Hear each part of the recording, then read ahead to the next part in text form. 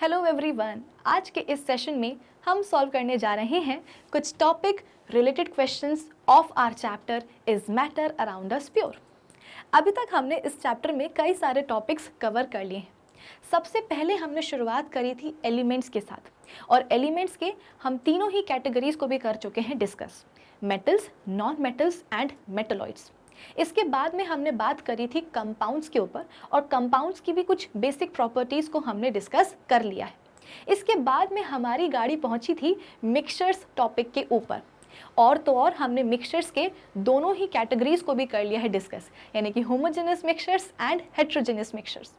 Homogeneous mixtures के under हमने समझा है ट्रू सॉल्यूशंस को, और हेट्रोजेनस मिक्सचर्स के अंडर हमने डिस्कस किया था कोलॉइड्स एंड सस्पेंशंस को। यानी कि कुल मिलाकर के कई सारे टॉपिक्स हमने इस चैप्टर के ऑलरेडी कवर कर लिए। अब इससे पहले कि हम कुछ और नए टॉपिक्स को डिस्कस करें, मैं ये चाहती हूँ कि ये जो हमारे पुराने वाले टॉपिक्स हैं ना, इन्हीं के ऊपर हम कुछ क्वेश्चंस सॉल्व कर लें, ताकि आपको एक आइडिया मिल जाए कि इन टॉपिक्स के ऊपर किस तरीके के सवाल बनते हैं NTSC स्टेज 1 एग्जाम में। सो आई होप आज के सेशन का जो टारगेट है वो सभी को है एकदम क्लियर। तो अब एक काम करते हैं, जल्दी से सेशन को स्टार्ट कर लेते हैं। So this is Vibhuti Khare, welcome to Magnet Brains, जहां पर आपको सभी चैप्टर्स के वीडियो लेक्चर्स मिलते हैं बिल्कुल फ्री ऑफ कॉस्ट। यानी कि मैग्नेट ब्रेन्स में आपको 2 चैप्टर्स पढ़ने के बाद किसी भी तरह का पेमेंट करने की या पैकेज परचेज करने की रिक्वायरमेंट बिल्कुल भी नहीं है, क्योंकि मैग्नेट ब्रेन्स आप सब तक पहुंचा रहा है क्वालिटी एजुकेशन बिल्कुल फ्री ऑफ कॉस्ट। तो इसी अच्छी बात से हम स्टार्ट कर लेते हैं आज का हमारा ये सेशन, जहां पर हम कुछ बहुत ही इंटरेस्टिंग क्वेश्चंस सॉल्व करने वाले हैं। और मैं तो सॉल्व करूंगी ही, लेकिन साथ ही साथ आपको भी सॉल्व करते जाना है मेरे साथ, ठीक है। चलो, तो आज के हमारे सेशन का जो फर्स्ट क्वेश्चन है वो आपके सामने आ चुका है कि select the one that when used would be considered as best to conditions for the liquefaction of a gas। अच्छा हाँ, देखो आज के इस सेशन में ना आपको जो हमारा फर्स्ट चैप्टर था केमिस्ट्री का, मैटर एंड इट्स क्लासिफिकेशन, उसके भी कुछ क्वेश्चंस मिलने वाले हैं। वो इसलिए क्योंकि हमारे ये जो 2 चैप्टर्स हैं, matter and it's classification and is matter around us pure, ये दोनों ही चैप्टर्स आप बोल सकते हो कि इंटर रिलेटेड हैं। या आप ये भी बोल सकते हो कि जो चैप्टर हमारा ये वाला is matter around us pure, ये हमारे फर्स्ट चैप्टर का ही कंटिन्यूएशन है, ठीक है। तो कुछ कुछ क्वेश्चंस आपको फर्स्ट चैप्टर के भी यहाँ पे मिलेंगे, जैसे कि यही वाला क्वेश्चन है। तो प्रीवियस चैप्टर में, फर्स्ट चैप्टर में हमने inter conversion of states of matter topic पढ़ा है ना, तो उसके हिसाब से अब इस वाले क्वेश्चन को हम सॉल्व करेंगे कि आपके पास कुछ 4 ऑप्शंस दिए गए हैं ABCD, इन चारों ही ऑप्शंस में कुछ कुछ कंडीशंस हैं। तो आपको एक ऐसा ऑप्शन चूज करना है जिसमें कि 2 ऐसी कंडीशंस मेंशन्ड हो जो कि बेस्ट होती हैं for the liquefaction of a gas, ठीक है। चलो, तो फर्स्ट ऑप्शन क्या बोल रहा है, इंक्रीजिंग द टेम्परेचर, यानी कि अगर हम टेम्परेचर को इंक्रीज कर देते हैं तो वो एक बेस्ट कंडीशन होगी गैस को लिक्विफाई करने के लिए। गैस को लिक्विफाई करने का मतलब क्या है कि गैस को हम उसके लिक्विड स्टेट में या लिक्विड फॉर्म में कन्वर्ट करवा रहे हैं। तो इसके लिए ऑप्शन ये बोल रहा है कि टेम्परेचर को इंक्रीज करना एक बेस्ट कंडीशन होगी। ऐसा ऑप्शन ये बोल रहा है, ठीक है। ऑप्शन बी क्या बोल रहे हैं, डिक्रीजिंग द प्रेशर, यानी कि प्रेशर को हम कम करके क्या कर सकते हैं, गैस को बहुत ही अच्छे से लिक्विफाई कर सकते हैं। ऑप्शन सी बोल रहा है कि increasing the pressure and decreasing the temperature, यानी कि अब हम प्रेशर को इंक्रीज कर रहे हैं और टेम्परेचर को डिक्रीज कर रहे हैं। तो ये दोनों कंडीशंस क्या होंगी, बेस्ट होंगी for the liquefaction of a gas. Last option D क्या है कि decreasing the pressure and increasing the temperature, यानी कि हम प्रेशर को कम कर रहे हैं और टेम्परेचर को इंक्रीज कर रहे हैं। तो इन सभी चारों ऑप्शंस को पढ़ करके मुझे ऐसा लग रहा है कि इस सवाल का सही जवाब ऑप्शन सी होना चाहिए। ऐसा क्यों, क्या आपको लग रहा है कि नहीं लग रहा है? लगना चाहिए, क्योंकि एग्जैक्टली यही आंसर है हमारे इस सवाल का, ऑप्शन सी, ठीक है। तो जैसे कि मैंने आपको बोला कि मैं तो सॉल्व कर ही रही हूँ, लेकिन आपको भी मेरे साथ साथ सॉल्व करना है। कैसे करोगे, तो कमेंट सेक्शन में एक एक क्वेश्चन का जो आंसर है वो लिखते जाओगे कि A होगा, B होगा, C होगा, D होगा, ठीक है। मुझे भी तो पता चले कि अभी तक जो भी मैंने आपको पढ़ाया है वो आप लोगों को समझ में आ रहा है कि नहीं आ रहा है, उन टॉपिक्स से मिलते जुलते जो क्वेश्चन हैं वो आपसे बन रहे हैं या नहीं बन रहे हैं, ठीक है। तो इस क्वेश्चन का जो जवाब है वो ऑप्शन सी क्यों होना चाहिए। तो जैसे कि मैंने आपको पहले भी समझाया था कि देखो, हमें गैस को उसके लिक्विड स्टेट में कन्वर्ट कराना है, तो इसके लिए गैस के जो मॉलिक्यूल्स होंगे हमें उनको पास पास लाना होगा, और गैस के मॉलिक्यूल्स के बीच में जो अट्रैक्टिव फोर्सेस लगते हैं तो उन अट्रैक्टिव फोर्सेस की स्ट्रेंथ को हमें इंक्रीज करना पड़ेगा, है ना। तो इसके लिए हम क्या करते हैं कि जो गैस है ना उसको बेसिकली कंप्रेस करते हैं। गैस को कंप्रेस करने का मतलब क्या है कि हम गैस के ऊपर एक प्रेशर एक्सर्ट करें। मैंने आपको क्या समझाया कि गैस को अगर आपको लिक्विफाई करना है तो इसके लिए गैस के मॉलिक्यूल्स को आपको पास पास लेके आना पड़ेगा, उनके बीच में जो अट्रैक्टिव फोर्सेस लगते हैं उनकी स्ट्रेंथ को बढ़ाना पड़ेगा। वो हम कैसे अचीव कर सकते हैं कि गैस के ऊपर हम एक प्रेशर, या आप बोल सकते हो कि गैस को हम कंप्रेस करेंगे। गैस को कंप्रेस करने का मतलब क्या है कि हम उसके ऊपर एक प्रेशर लगा रहे हैं और इसी प्रेशर के चलते हुए गैस के जो मॉलिक्यूल्स हैं वो एकदम पास पास आ जाएंगे। भाई गैस के मॉलिक्यूल्स तो एकदम ही बिंदास होते हैं, वो तो रैंडमली यहाँ वहाँ मूव करते रहते हैं, उनके बीच में जो गैप्स होते हैं, उनके बीच में जो डिस्टेंसेज होते हैं वो भी बहुत ज़्यादा होते हैं। तो जब हम गैस को कंप्रेस करते हैं बेसिकली हम गैस मॉलिक्यूल्स के ऊपर एक प्रेशर लगा रहे हैं और इसी प्रेशर के चलते गैस के जो मॉलिक्यूल्स हैं वो एक दूसरे के पास पास आ जाते हैं और जहां गैस मॉलिक्यूल्स पास पास आए, जो अट्रैक्टिव फोर्सेस हैं वो तुरंत अलर्ट हो जाते हैं कि यार गैस के जो मॉलिक्यूल्स हैं वो एकदम पास पास आ गए हैं, तो क्यों ना इनके ऊपर अट्रैक्टिव फोर्सेस की एक रस्सी बांध दी जाए ताकि अब ये गैस मॉलिक्यूल्स दोबारा से जो है ना यहाँ वहाँ मतलब सेपरेट ना हो जाए, एक दूसरे से दूर दूर ना चले जाए। और एग्जैक्टली ऐसे ही होता है कि जहाँ हमने गैस के ऊपर एक प्रेशर लगाया, मॉलिक्यूल्स पास पास आए, अट्रैक्टिव फोर्सेस की जो स्ट्रेंथ है उनके ऊपर वो बेसिकली इंक्रीज हो जाती है और कुछ इस तरीके से जो गैस है अब वो अपने लिक्विड स्टेट में कन्वर्ट हो जाती है। इसे हम बोलते हैं क्या, लिक्विफिकेशन ऑफ गैस। तो डेफिनेटली आपको प्रेशर तो इंक्रीज करना ही पड़ेगा, प्रेशर को कम करके तो और ही जो है ना किसी भी हाल में गैस लिक्विफाई होने ही नहीं वाली है। इसके अलावा हम टेम्परेचर को क्यों डिक्रीज करते हैं, वो इसलिए क्योंकि जब गैस मॉलिक्यूल्स पास पास आते हैं ना और जब वो लिक्विड स्टेट में कन्वर्ट होने की कोशिश कर रहे होते हैं तो गैस के मॉलिक्यूल्स बहुत सारी हीट एनर्जी रिलीज करते हैं। अब इस हीट एनर्जी को बैलेंस करने के लिए हमको टेम्परेचर कम करना पड़ता है। तो by increasing the pressure and by decreasing the temperature, यही दोनों क्या है, बेस्ट कंडीशंस हैं for the liquefaction of a gas. I hope अब आपका ये जो क्वेश्चन है ये सबको क्लियर हो गया होगा। अब एक काम करते हैं, हम जल्दी से आ जाते हैं अपने अगले सवाल के ऊपर कि now select the correct order of evaporation for water, alcohol, petrol and kerosene oil. आपके सामने कुछ ऑप्शंस दिए गए हैं, पानी है, अल्कोहल है, पेट्रोल है और केरोसिन ऑयल है। इन्हें आपको इनके इवेपोरेशन के हिसाब से करेक्ट ऑर्डर में आप बोल सकते हो कि अरेंज करना है, ठीक है। तो ये जो चार ऑप्शंस आपको दिए गए हैं ABCD, आपको क्या लगता है इन चारों में से आप कौन से वाले ऑप्शन को चूज करोगे। देखो ऑप्शन ए बोल रहा है कि वाटर आएगा सबसे पहले, फिर उससे कम आएगा अल्कोहल, फिर उससे कम आएगा केरोसिन ऑयल, फिर उससे कम आएगा पेट्रोल। ऑप्शन बी बोल रहा है कि अल्कोहल आएगा सबसे पहले, फिर आएगा पेट्रोल, उससे नीचे आएगा पानी और उससे नीचे आएगा केरोसिन ऑयल। ऑप्शन सी बोल रहे हैं कि सबसे पहले आएगा पेट्रोल, उससे कम होगा अल्कोहल, उससे कम होगा पानी, उससे कम होगा केरोसिन ऑयल। और लास्ट ऑप्शन डी बोल रहा है पेट्रोल सबसे आगे, उससे पीछे अल्कोहल, उससे पीछे केरोसिन ऑयल और सबसे पीछे पानी। तो होता क्या है ना कि हमारे दिमाग में तेल और पानी का कंसेप्ट बैठा होता है कि पानी तो ऐसा है कि अगर फर्श पे थोड़ा सा पानी गिर गया है ना, तो और अगर हम उसको साफ करना भूल गए हैं तो 1-2 घंटे के अंदर पानी जो है अपने आप इवेपोरेट हो जाएगा। लेकिन अगर हम बात करेंगे किसकी, केरोसिन ऑयल की, पेट्रोल की, तो ये तो कभी भी इवेपोरेट होने नहीं वाले क्योंकि ये तेल है ना। तो कहीं ना कहीं हमारे दिमाग में ये एक तेल और पानी वाला आप बोल सकते हो कि कंसेप्ट बैठा होता है। तो उस हिसाब से, उस बैठे हुए कंसेप्ट के हिसाब से हम इस सवाल का जो जवाब है ना वो क्या कर देते हैं, ऑप्शन ए मार्क कर देते हैं कि सबसे पहले इवेपोरेट होगा कौन, पानी, उससे कम इवेपोरेशन का रेट किसका होगा, अल्कोहल का, फिर उससे कम होगा केरोसिन ऑयल का और सबसे कम होगा किसका, पेट्रोल का। जबकि ऐसा बिल्कुल भी नहीं है। देखो इवेपोरेशन का जो रेट है ना वो बॉइलिंग पॉइंट पे डिपेंड करता है, सब्सटेंस के बॉइलिंग पॉइंट से। इन्वर्स रिलेशन होता है बॉइलिंग पॉइंट और इवेपोरेशन के बीच का, कि अगर किसी सब्सटेंस का जो बॉइलिंग पॉइंट है अगर वो बहुत ज़्यादा है तो उसका जो इवेपोरेशन का रेट है ना वो उतना ही क्या होगा, स्लो होगा, कम होगा। ऐसा क्यों, आप खुद ही सोचो। आपके पास एक सब्सटेंस है A और दूसरा सब्सटेंस है आपके पास B। ए सब्सटेंस का जो बॉइलिंग पॉइंट है वो कितना है, 100 डिग्री सेल्सियस है, और बी सब्सटेंस का जो बॉइलिंग पॉइंट है वो कितना है, 50 डिग्री सेल्सियस है। दोनों ही सब्सटेंसेस को आपने क्या करा है, फर्श पे ऐसे ही डाल दिया है। आपको क्या लगता है दोनों में से सबसे पहले इवेपोरेट कौन होगा, कौन से वाले सब्सटेंस का जो रेट ऑफ इवेपोरेशन है वो ज़्यादा होगा? मेरे हिसाब से तो होना चाहिए ऑप्शन बी, यानी कि सब्सटेंस बी। क्यों? क्योंकि इसका बॉइलिंग पॉइंट आप देख सकते हो कि कितना है, बहुत ही कम है, 50 डिग्री सेल्सियस है। तो इस बी सब्सटेंस को थोड़ी सी भी हीट एनर्जी मिलेगी ना, तो ये क्या करने लगेगा, तुरंत से इवेपोरेट करने लगेगा। लेकिन अगर हम बात करेंगे सब्सटेंस ए की, ये बात बिल्कुल सही है कि इवेपोरेशन में हमने पढ़ा है कि इवेपोरेशन किसी भी सब्सटेंस का जो है ना, उसके बॉइलिंग पॉइंट पे नहीं होता है, बॉइलिंग टेम्परेचर को छोड़ करके उसके नीचे ही, है ना, बॉइलिंग पॉइंट तो पहुंचता ही नहीं सब्सटेंस का, उसके नीचे ही सब्सटेंस का जो इवेपोरेशन है वो हो जाता है। लेकिन आप देख सकते हो कि सब्सटेंस ए का जो बॉइलिंग पॉइंट है वो कैसा है, काफ़ी ज़्यादा है।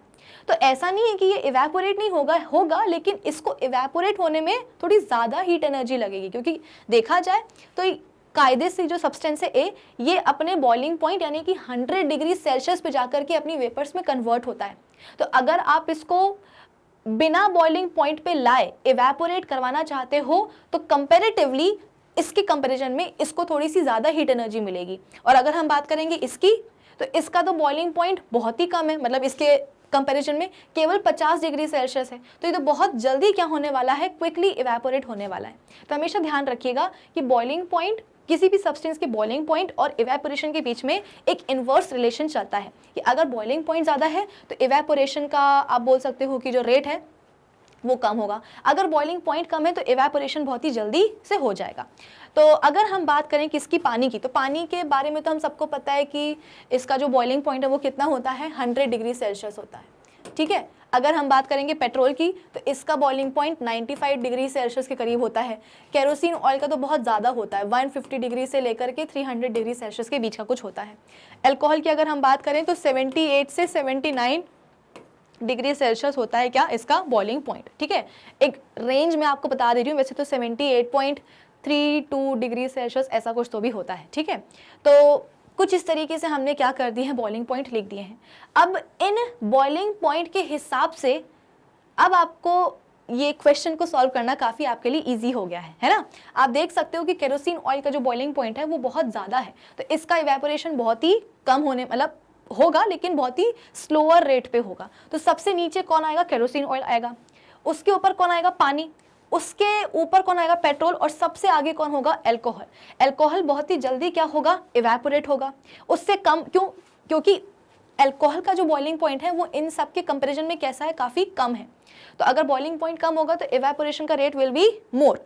तो अल्कोहल, फिर उससे स्लोअर रेट पे कौन इवेपोरेट होगा, पेट्रोल, उससे स्लोअर रेट पे कौन होगा, पानी, और उस सबसे स्लोअर रेट पे आप बोल सकते हो कि केरोसिन ऑयल ही इवेपोरेट होने वाला है, ठीक है। तो इस सवाल का सही जवाब क्या होना चाहिए भाई, ऑप्शन बी। ऑप्शन बी ही होगा क्या इस सवाल का सही जवाब, ठीक है। चलिए नेक्स्ट क्वेश्चन पे अब हम आ चुके हैं कि which one is a surface phenomena. आपको बताना है कि सरफेस फिनोमेना कौन सा है। Option a evaporation, option b boiling, option सी बोल रहा है कि दोनों ही है सरफेस फिनोमेना, और ऑप्शन डी बोल रहा है कि कोई भी नहीं है। तो कोई भी नहीं है ये भी गलत है, दोनों हैं ये भी गलत है। सही जवाब क्या होना चाहिए, ऑप्शन ए इवेपोरेशन। हम सबको पता है कि इवेपोरेशन क्या होता है, एक सरफेस फिनोमेना होता है। आप बोल सकते हो कि लिक्विड के सरफेस के जो मॉलिक्यूल्स होते हैं वही मॉलिक्यूल्स सरफेस को छोड़ देते हैं और एयर में जाकर के मतलब मिक्स हो जाते हैं, ठीक है ना। तो लेकिन जब हम बात करते हैं बॉइलिंग की, तो बॉइलिंग में तो हम बोलते हैं कि सब्सटेंस के, लिक्विड सब्सटेंस के जो बल्क होता है ना, उस बल्क के भी मॉलिक्यूल्स, मतलब सभी के सभी मॉलिक्यूल्स इन्वॉल्व होते हैं किसमें, बॉइलिंग में। मैंने आपको पहले भी समझाया था प्रीवियस चैप्टर में कि जब आप बॉइलिंग करते हो, है ना, सपोज आपके पास एक पतीली, उसमें आप पानी ही उबाल रहे हो, जब पानी अपने बॉइलिंग पॉइंट पे पहुंच जाता है तो आप देखते हो कि जिस समय पानी बॉईल कर रहा होता है तो नीचे नीचे से क्या होता है कि पानी के बुलबुले बनते हैं। यानी कि आप बोल सकते हो कि बॉइलिंग में लिक्विड सब्सटेंस के जो बल्क के मॉलिक्यूल्स होते हैं वो भी शामिल होते हैं, लेकिन इवेपोरेशन में केवल सरफेस के जो मॉलिक्यूल्स होते हैं वही शामिल होते हैं। तो इसका मतलब क्या होगा कि इस सवाल का सही जवाब होगा ऑप्शन ए, ठीक है। चलो अगले सवाल पे हम आ जाते हैं। The evaporation of a liquid can best be carried out in a, किसी भी लिक्विड का जो इवेपोरेशन है वो बढ़िया तरीके से कहाँ हो सकता है। ऑप्शन ए फ्लास्क में, ऑप्शन बी चाइना डिश में, ऑप्शन सी टेस्ट ट्यूब में, या लास्ट ऑप्शन डी बीकर में। याद करो हमने इवेपोरेशन के लेक्चर में हमने कुछ फैक्टर्स पढ़े थे जो कि इवेपोरेशन के रेट को अफेक्ट करते हैं। उसमें से एक फैक्टर था सरफेस एरिया, कि अगर सरफेस एरिया हम बढ़ा देते हैं तो इवेपोरेशन का जो रेट है वो फास्ट हो जाता है। याद करो मैंने आपको बताया था कि जब भी घर में हम कुछ कपड़े वगैरह धो करके डालते हैं तो मम्मा हमेशा बोलती हैं कि अच्छे से फैला फैला करके कपड़ों को डालना। क्यों? क्योंकि हम क्या चाहते हैं कि जो गीले कपड़े हैं वो सूख जाएं। सूखेंगे कैसे? जब उनका जो पानी होगा वो इवेपोरेट हो जाएगा। तो कपड़े जल्दी सुखाने के लिए हम क्या करेंगे, कपड़ों को अच्छी तरीके से फैला फैला के डालेंगे ताकि सरफेस एरिया जो है ना, मैक्सिमम सरफेस एरिया कपड़े का आप बोल सकते हो कि एयर के कांटेक्ट में आए या सनलाइट के कांटेक्ट में आए, जिसके कारण अगर सरफेस एरिया आपने बढ़ा दिया है तो ज़्यादा पानी क्या करेगा, इवेपोरेट होगा, यानी कि इवेपोरेशन का जो रेट होगा वो फास्ट हो जाएगा, है ना। तो उस फैक्टर को ध्यान रखिएगा और उस फैक्टर के ही हिसाब से इस सवाल का जवाब दीजिएगा कि आपको क्या लगता है कि इन चारों में से इवेपोरेशन किस में करना बेहतर होगा, फ्लास्क में, चाइना डिश में, टेस्ट ट्यूब में या बीकर में। तो मेरे हिसाब से आप सभी का जवाब होना चाहिए ऑप्शन बी, चाइना डिश, क्योंकि वो तो पूरी खुली होती है ना, तो वही सरफेस एरिया बढ़ जाएगा तो इवेपोरेशन का जो रेट होगा वो फास्ट हो जाएगा। ठीक है ना। चलो अगले सवाल पे अब हम आ जाते हैं। The one in which interparticle forces are strongest. 4 options आपको दिए गए हैं। ऑप्शन ए है सोडियम क्लोराइड, ऑप्शन बी है hydrogen gas, option C ether और last option D carbon dioxide gas. तो आपको बताना है कि इन चारों में से इंटर पार्टिकल फोर्सेज स्ट्रॉन्गेस्ट किस में होंगे।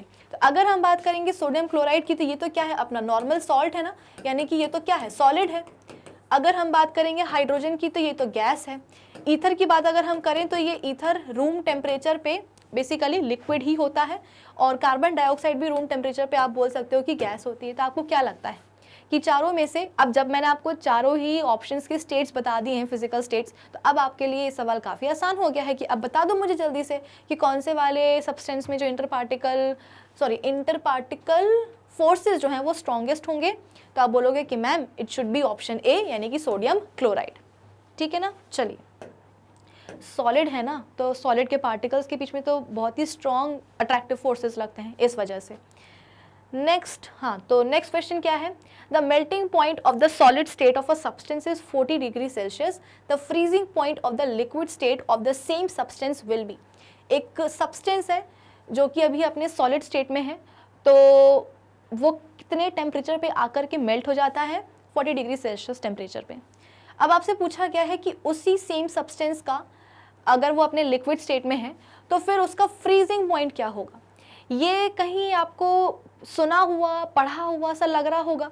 प्रीवियस चैप्टर में हमने पानी के बॉइलिंग पॉइंट और उसके मेल्टिंग पॉइंट और उसके फ्रीजिंग पॉइंट के ऊपर काफ़ी चर्चा करी है कि पानी का बॉइलिंग पॉइंट क्या होता है, 0 डिग्री सेल्सियस, कि पानी का मेल्टिंग पॉइंट क्या होता है, उल्टा बोल दिया मैंने, पानी का जो बॉइलिंग पॉइंट है वो कितना होता है, 100 डिग्री सेल्सियस, और पानी का जो मेल्टिंग पॉइंट है वो कितना होता है, तो आप बोलोगे 0 डिग्री सेल्सियस, है ना।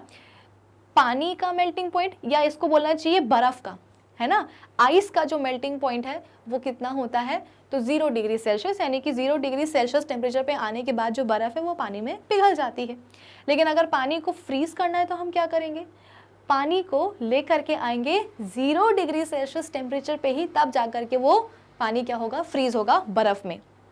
यानी कि 0 डिग्री सेल्सियस क्या है, 0 डिग्री सेल्सियस आप बोल सकते हो कि पानी का मेल्टिंग पॉइंट भी है और उसका फ्रीजिंग पॉइंट भी है। आई बात समझ में। तो यही सवाल तो यहाँ पे भी पूछा गया है, बस यहाँ पे जो लिक्विड सब्सटेंस है वो चेंज कर दिया है। अभी तक हम पानी की बात कर रहे थे और यहाँ पे अब कोई दूसरा ही लिक्विड सब्सटेंस लिया गया है, जिसका कि जब वो सॉलिड स्टेट में होता है तो उसका जो मेल्टिंग पॉइंट है वो कितना होता है, 40 डिग्री सेल्सियस। तो जब वो लिक्विड सब्सटेंस अपने लिक्विड स्टेट में रहेगा तो उसका फ्रीजिंग पॉइंट कितना होगा, 40 डिग्री सेल्सियस ही होगा। ठीक है, तो इस सवाल का सही जवाब क्या होना चाहिए, ऑप्शन बी।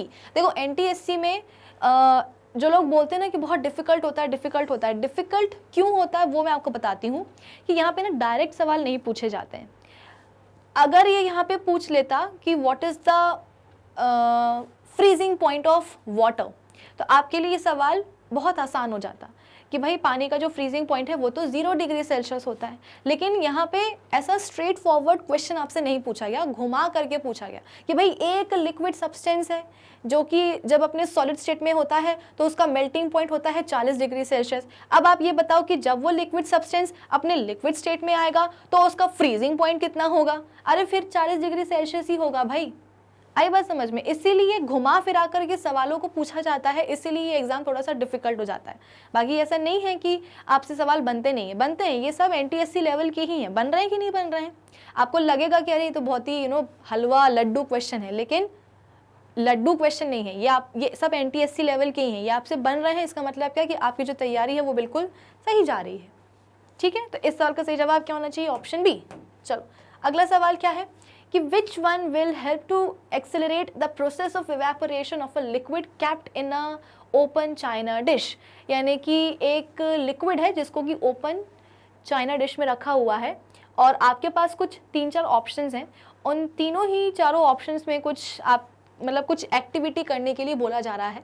तो आपको बताना है कि कौन सी वाली एक्टिविटी जो है वो लिक्विड के इवेपोरेशन को क्या करेगी? एक्सेलरेट करेगी, यानी कि रेट को बढ़ाएगी इवेपोरेशन के। ठीक है, ऑप्शन ए क्या है? कीपिंग डिश इन ओपन, यानी कि चाइना डिश में जो आपने लिक्विड सब्सटेंस भरा हुआ है उसको आप ऐसे खुले में रख दो, ओपन एयर में रख दो, तो क्या इससे इवेपोरेशन का रेट इंक्रीज होगा? हाँ बिल्कुल होगा। फिर इसके बाद में option b, blowing air into the liquid, यानी कि हम क्या कर रहे हैं? लिक्विड को ऐसे फूक रहे हैं, उस पर एयर ब्लो कर रहे हैं, तो क्या एयर को ब्लो करने से लिक्विड का जो इवेपोरेशन का रेट है वो इंक्रीज होगा?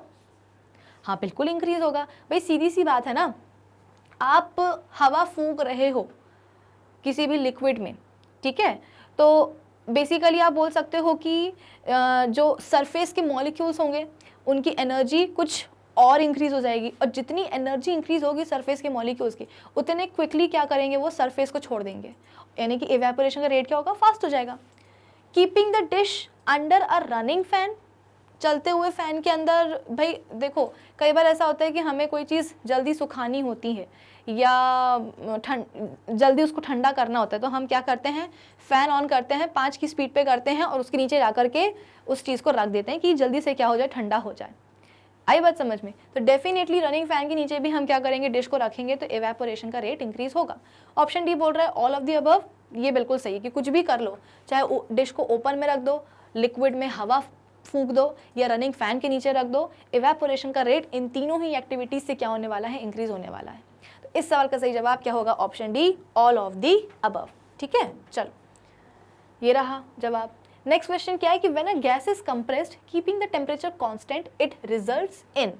अगर हम एक गैस को क्या करते हैं? कंप्रेस करते हैं टेम्परेचर को कांस्टेंट रख के, तो फिर क्या होता है?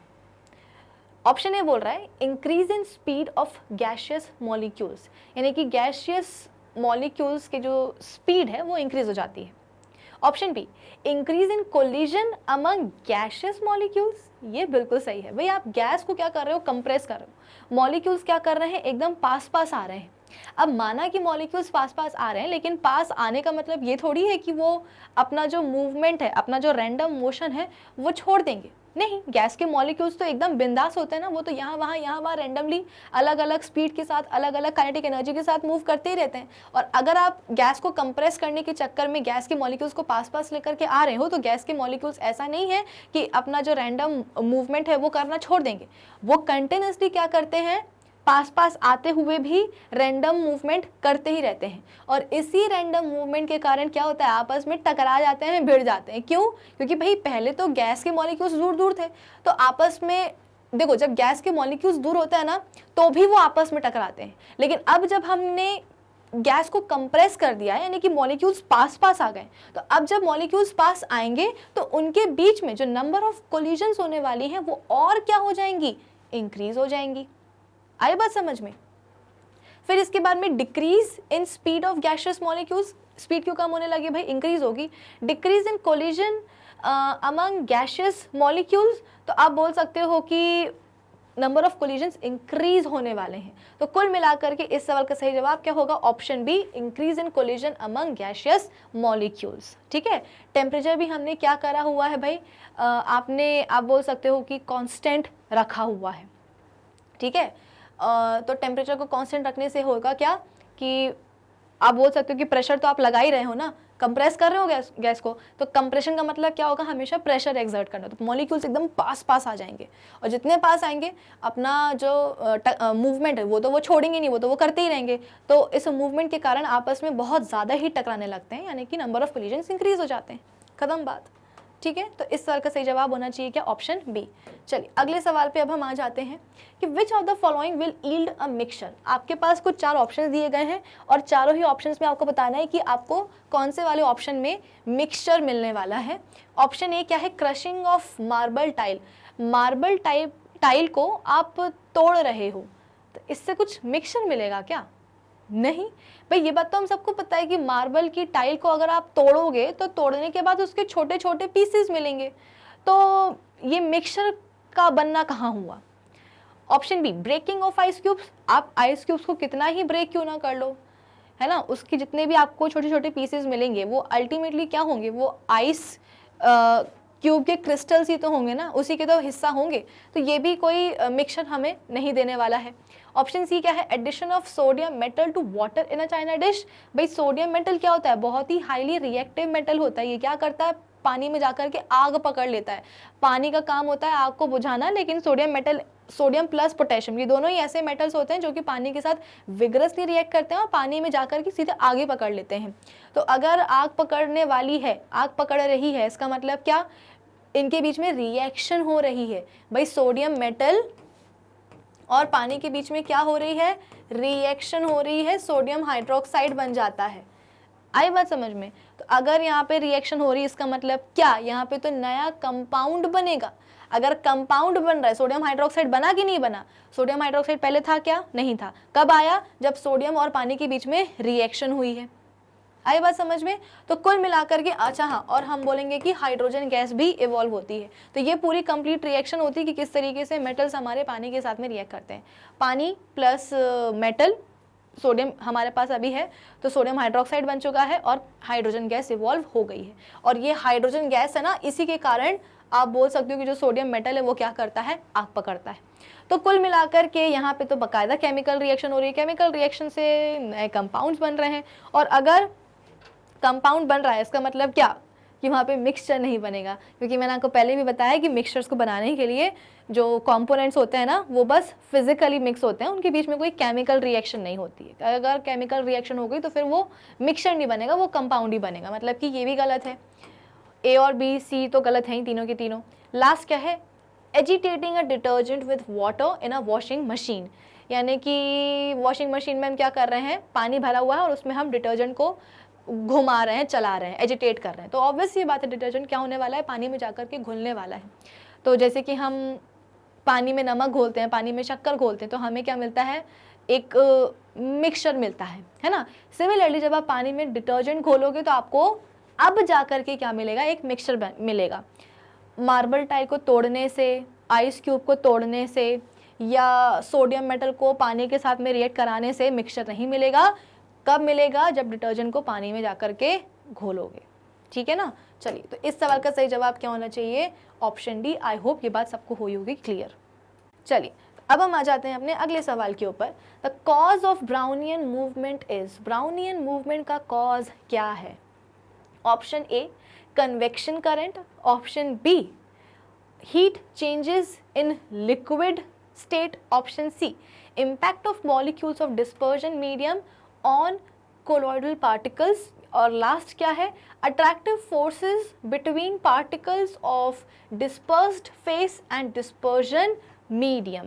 तो मेरे हिसाब से तो भाई ब्राउनियन मूवमेंट क्या होता है, अगर आपको याद हो तो मैंने आपको प्रीवियस सेशंस में जब हम कोलॉइड्स की प्रॉपर्टीज़ पढ़ रहे थे तो वहाँ पे मैंने आपको ब्राउनियन मूवमेंट के बारे में अच्छे से समझाया था, है ना, कि पार्टिकल्स जो होते हैं, यहाँ पे बेसिकली कोलॉइड्स की बात हो रही है, तो उसी को हम ले लेते हैं कि कोलॉइड्स के जो पार्टिकल्स होते हैं वो रैंडमली किसी भी डायरेक्शन में यहाँ वहाँ मूव करते रहते हैं, जिग जैग मूवमेंट, ठीक है। जिग जैग मूवमेंट को ही हम क्या बोलते हैं, ब्राउनियन मूवमेंट बोलते हैं।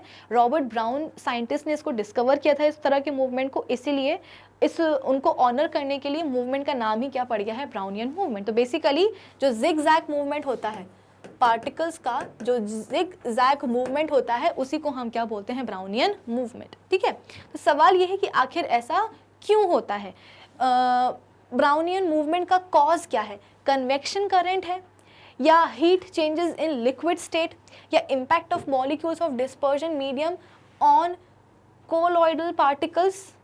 ये वाला बिल्कुल सही है ना। होता क्या है कि डिस्पर्जन, जैसे कि हमारे पास जो कोलॉइड्स होते हैं उनमें एक होता है डिस्पर्स फेस और एक होता है डिस्पर्जन मीडियम। ठीक है, आप बोल सकते हो कि हमारे जो डिस्पर्जन मीडियम के जो पार्टिकल्स होते हैं वो क्या करते हैं, यहाँ वहाँ रैंडमली मूव करते रहते हैं। और इनके मूवमेंट से क्या होता है, जब उसमें डिस्पर्स्ड फेस के पार्टिकल्स आते हैं जिनको कि हम कोलॉइडल पार्टिकल्स कहते हैं, तो ये पार्टिकल्स उनमें आएंगे और उनमें मतलब कि आप बोल सकते हो कि डिस्पर्स्ड फेस और डिस्पर्जन मीडियम, इन दोनों के ही जो पार्टिकल्स होते हैं उनमें एक तरह का क्या होता है, इंटरेक्शन होता है कि डिस्पर्जन मीडियम के जो पार्टिकल्स होते हैं वो रैंडमली मूव करते रहते हैं। तो जब उनमें डिस्पर्स्ड फेस के पार्टिकल्स आते हैं तो डिस्पर्स्ड फेस के पार्टिकल्स को डिस्पर्जन मीडियम के पार्टिकल्स क्या करते हैं, धक्का दे देते हैं। जानबूझ के नहीं देते हैं भाई, वो तो मूव कर रहे हैं ना। तो जैसे कि आप एक बहुत ही भीड़ वाली क्राउड वाली स्ट्रीट पे चले जाओ तो लोग आपको इंटेंशनली आकर के धक्का देकर के नहीं जाते हैं, वो तो चल रहे होते हैं। अगर आप उनकी स्पीड के साथ नहीं चल रहे हो या अगर आप रुके हुए हो, आप खड़े हुए हो, तो आपको वो धक्का मार करके आगे निकल जाते हैं। तो वो जानबूझ के उन्होंने आपको धक्का नहीं मारा भाई, वो तो अपने पेस से मूव कर रहे थे, अपनी स्पीड से मूव कर रहे थे, आप नहीं चले थे, आप उनके रास्ते में आ गए तो वो धक्का मार करके आपको आगे चल देते हैं। होता है कि नहीं होता? सेम केस यहाँ हो रहा है किसमें, कोलॉइड्स में, कि डिस्पर्जन मीडियम के जो पार्टिकल्स होते हैं वो तो यहाँ वहाँ मूव करते रहते हैं। इतने में आ गए कौन, डिस्पर्स्ड फेस के पार्टिकल्स। तो डिस्पर्जन मीडियम के जो पार्टिकल्स होते हैं वो आपस में मूव करते करते जो डिस्पर्स्ड फेस के जो पार्टिकल्स होते हैं उनको धक्का मार देते हैं और लगातार डिस्पर्स्ड फेस के जो पार्टिकल्स होते हैं वो धक्का खाते खाते खाते खाते वो भी क्या करते हैं, मूवमेंट अपना शो कर देते हैं। आई बात समझ में? तो उसी को हम बोलते हैं, वही रीज़न है क्या ब्राउनियन मूवमेंट का, कि हम सबको पता है कि कोलॉइड्स में ब्राउनियन मूवमेंट दिखाई देता है पार्टिकल्स में। क्यों दिखाई देता है? क्योंकि डिस्पर्जन मीडियम के पार्टिकल्स क्या करते हैं, उन मतलब डिस्पर्जन मीडियम के जो मॉलिक्यूल्स हैं उन्हीं का इम्पैक्ट होता है। आई बात समझ में? तो इस सवाल का सही जवाब होना चाहिए क्या, ऑप्शन सी। मैं हर एक सवाल को अच्छी तरीके से एक्सप्लेन करके आपको समझा रही हूँ ताकि कोई भी जो ना डाउट ना रह जाए आप लोगों को।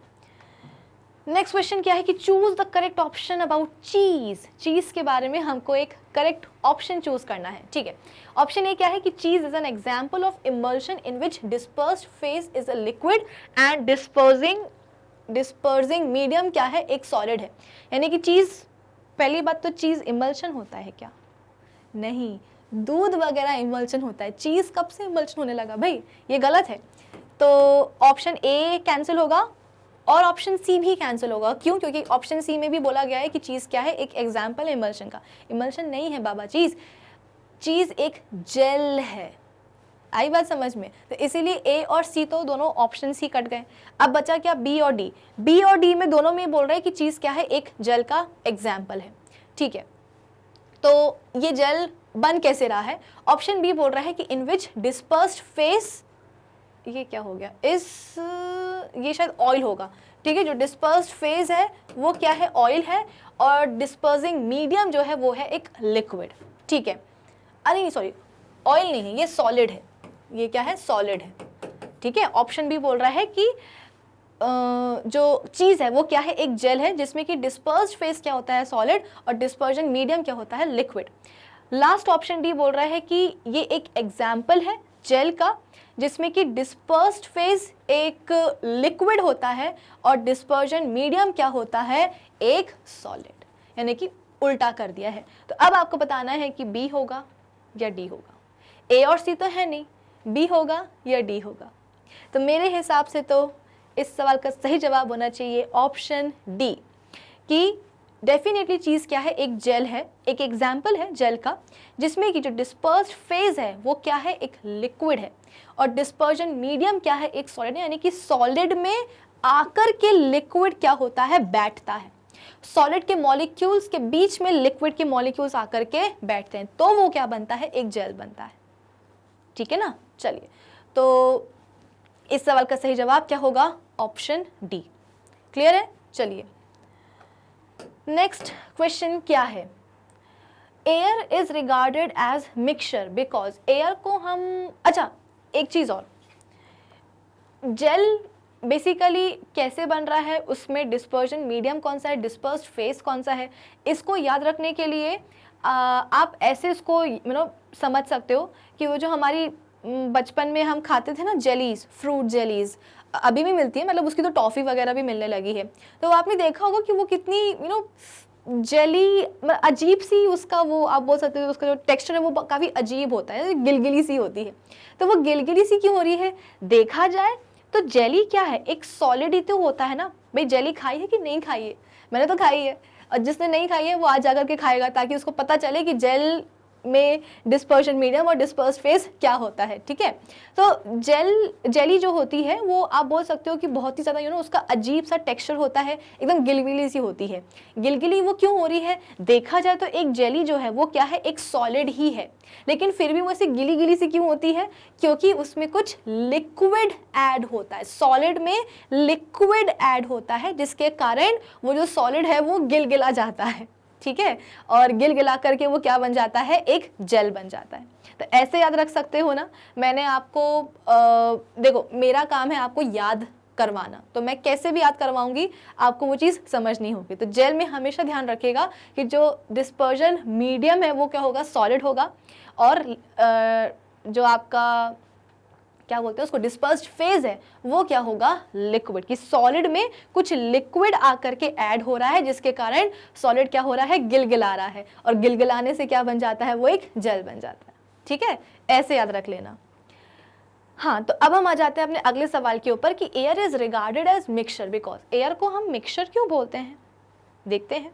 ऑप्शन ए बोल रहे हैं कि इट्स प्रेशर में वेरी, एयर का प्रेशर वेरी करता है इसीलिए एयर एक मिक्सचर है। ओहो। ऑप्शन बी, इट्स टेम्परेचर में वेरी, यानी कि एयर का जो टेम्परेचर है वो वेरी करता है इसीलिए air is regarded as mixture. Option C, कि its volume changes with change in temperature and pressure, यानी कि प्रेशर और टेम्परेचर को चेंज करके एयर का जो वॉल्यूम है वो चेंज होता है, इसीलिए एयर क्या है, एक मिक्सचर है। और लास्ट क्या है कि इट्स कॉम्पोजिशन में वेरी। ये बात सही है कि एयर का जो कॉम्पोजिशन है वो क्या कर सकता है, वेरी कर सकता है। ऑल्दो देखो जो एयर है, हमारे जो आसपास की जो एयर होती है, सराउंडिंग एयर जो होती है, it is a mixture of gases. बहुत सारी गैसेस इसमें क्या होती हैं, प्रेजेंट होती हैं।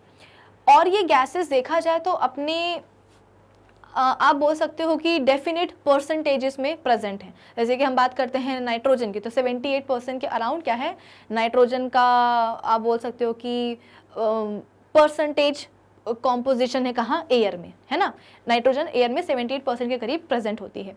और हर एक गैस का बोल सकते हो कि जो परसेंटेज है वो फिक्स्ड है एयर में, लेकिन उसके बावजूद हम ह्यूमन बीइंग्स अपनी रेगुलर एक्टिविटीज़ से, गाड़ी चला रहे हैं, इंडस्ट्री से धुआं निकल रहा है, तो जो भी गैसेस इवॉल्व हो रही हैं वो गैसेस अल्टीमेटली एयर में तो जा रही है ना। तो एयर में जाकर के हो क्या रहा है, गैसेस का जो आप बोल सकते हो कि जो उनका जो परसेंटेज कॉन्स्टिट्यूएंट कॉम्पोजिशन है वो चेंज हो रहा है कि नहीं हो रहा है। ऐसा थोड़ी है कि हम जो गैसेस यहाँ से अर्थ से भेज रहे हैं वो एयर में जाकर के मिक्स नहीं होती, कि एयर मना कर देती है कि नहीं, जो गैसेस हैं वो वैसी की वैसी रहेंगी, उनका जो कॉम्पोजिशन है वो वैसा का वैसा रहेगा, हम और गैस नहीं लेंगे। ऐसा नहीं होता है।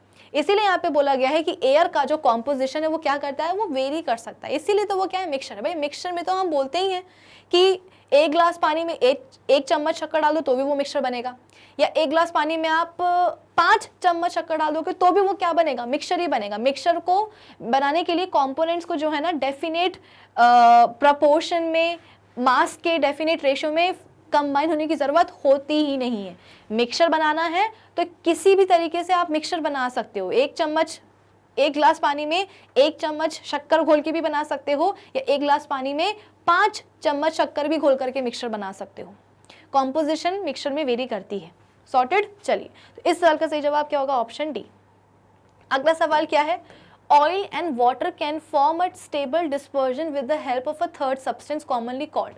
जैसे कि मैंने आपको बताया था कि जो बेसिकली इमल्शन होता है। इमल्शन क्या है, एक टाइप ही है कोलॉइड का, लिक्विड एंड लिक्विड, यानी कि दो इमिसिबल लिक्विड्स, जो ऐसे लिक्विड्स होते हैं दो जिनके बीच में कभी भी फ्रेंडशिप नहीं होती है, ऐसे दो लिक्विड्स को लेकर के आप बोल सकते हो कि क्या बनता है, एक इमल्शन बनता है, एक कोलॉइड बनता है। ठीक है, अब एक तरफ तो हम बोल रहे हैं कि दोनों ही लिक्विड्स के बीच में कभी भी दोस्ती नहीं होने वाली है, उनके बीच में एकदम दुश्मनी चलती है, और कहाँ हम बोल रहे हैं कि ऐसे ही दो इमिसिबल लिक्विड्स को लेकर के हम कोलॉइड बनाते हैं, और कोलॉइड हम सबको पता है कि क्या होता है, स्टेबल होता है। तो फिर ये कैसे पॉसिबल होगा?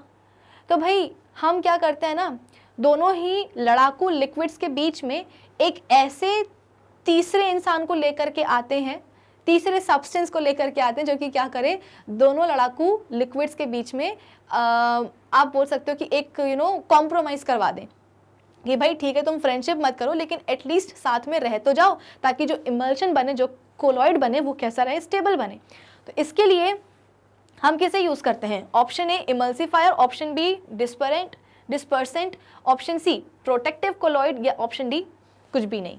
तो ऐसा तो नहीं होगा। इस सवाल का सही जवाब क्या होगा? Option A emulsifier. इमल्सिफायर ही, या आप इसको इमल्सिफाइंग एजेंट भी बोल सकते हो, जो कि क्या करता है, इमल्शन को स्टेबलाइज करने के लिए यूज़ किया जाता है, कि भाई जो दो इमिसिबल लिक्विड्स हैं उनके बीच में दोस्ती कराने के लिए, कॉम्प्रोमाइज करवाने के लिए हम इमल्सिफाइंग एजेंट, थर्ड सब्सटेंस है, या इसको आप इमल्सिफायर भी बोल सकते हो, वो हम डालते हैं।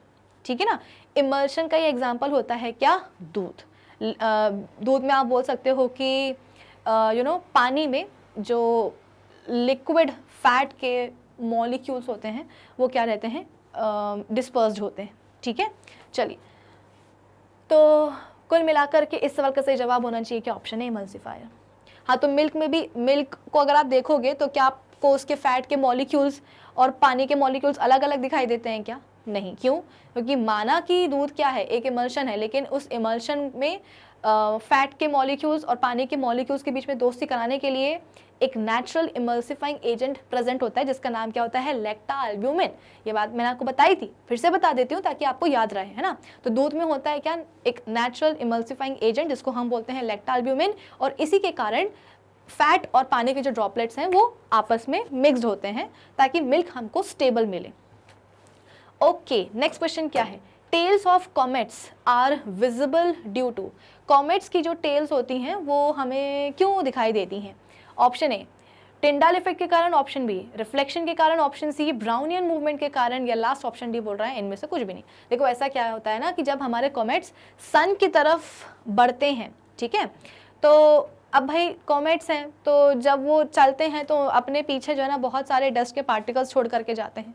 डस्ट के पार्टिकल्स कैसे होते हैं? काफ़ी अच्छे, मतलब बड़े से होते हैं। तो जब उनके थ्रू सनलाइट पास होती है तो आप बोल सकते हो कि सनलाइट उन डस्ट पार्टिकल्स से टकरा करके स्कैटर हो जाती है, और यही स्कैटर्ड लाइट जब हमारी आंखों तक पहुंचती है तो हमें बाकायदा जो है ना कॉमेट्स की टेल नज़र आती है।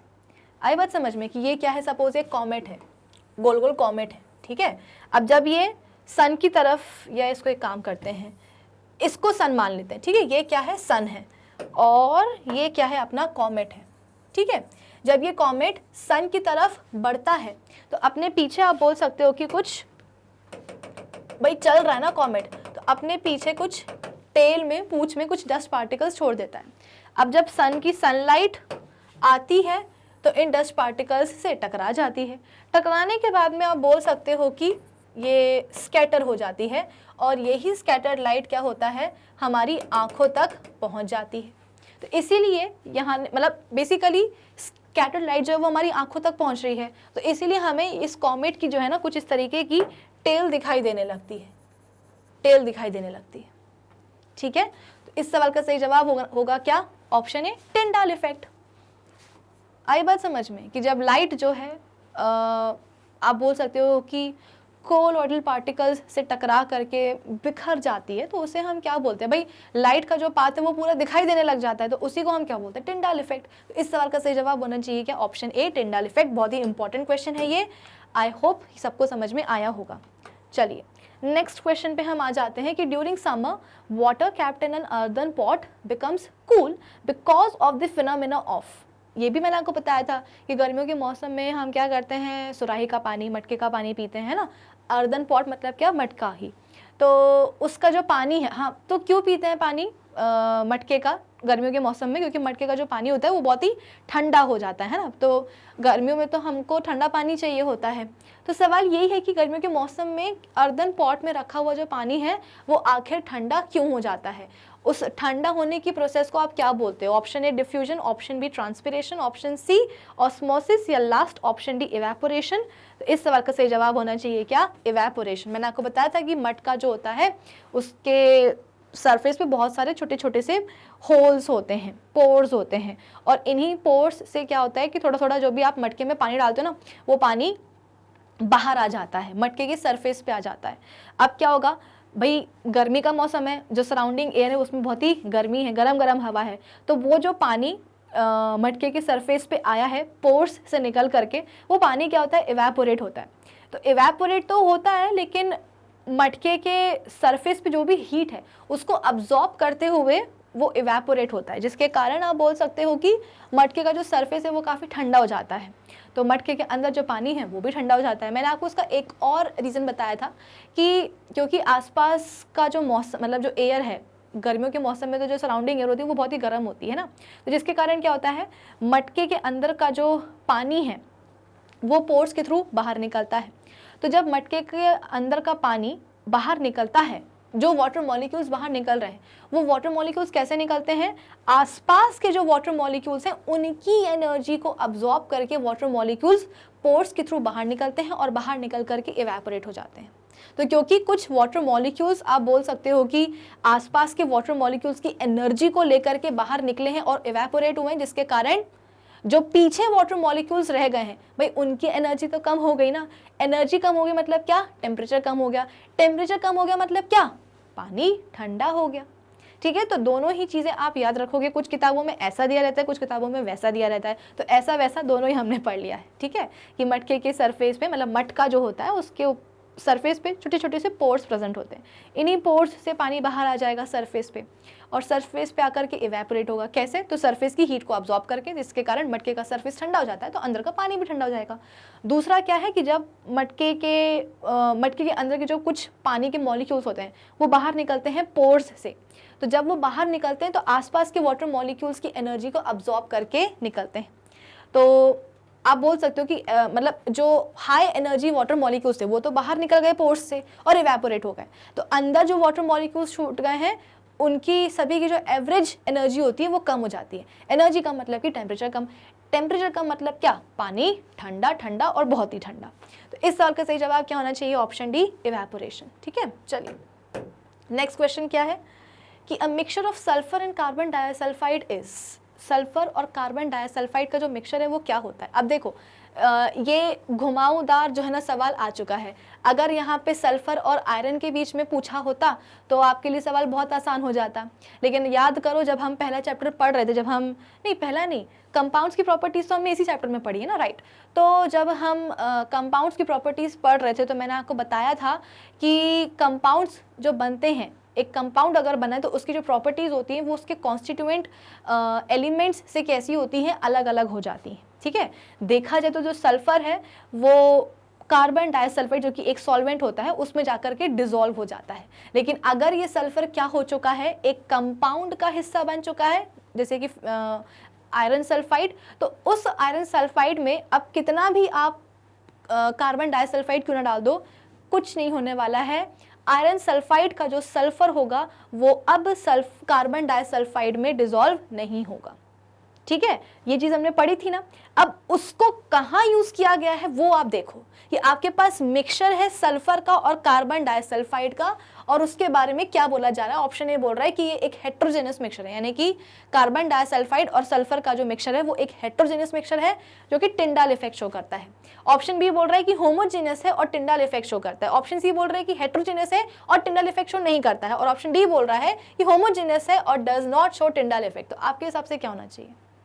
मेरे हिसाब से तो इस सवाल का सही जवाब होना चाहिए क्या, ऑप्शन डी, होमोजेनस है मिक्सचर और टिंडाल इफेक्ट शो नहीं करेगा। क्यों?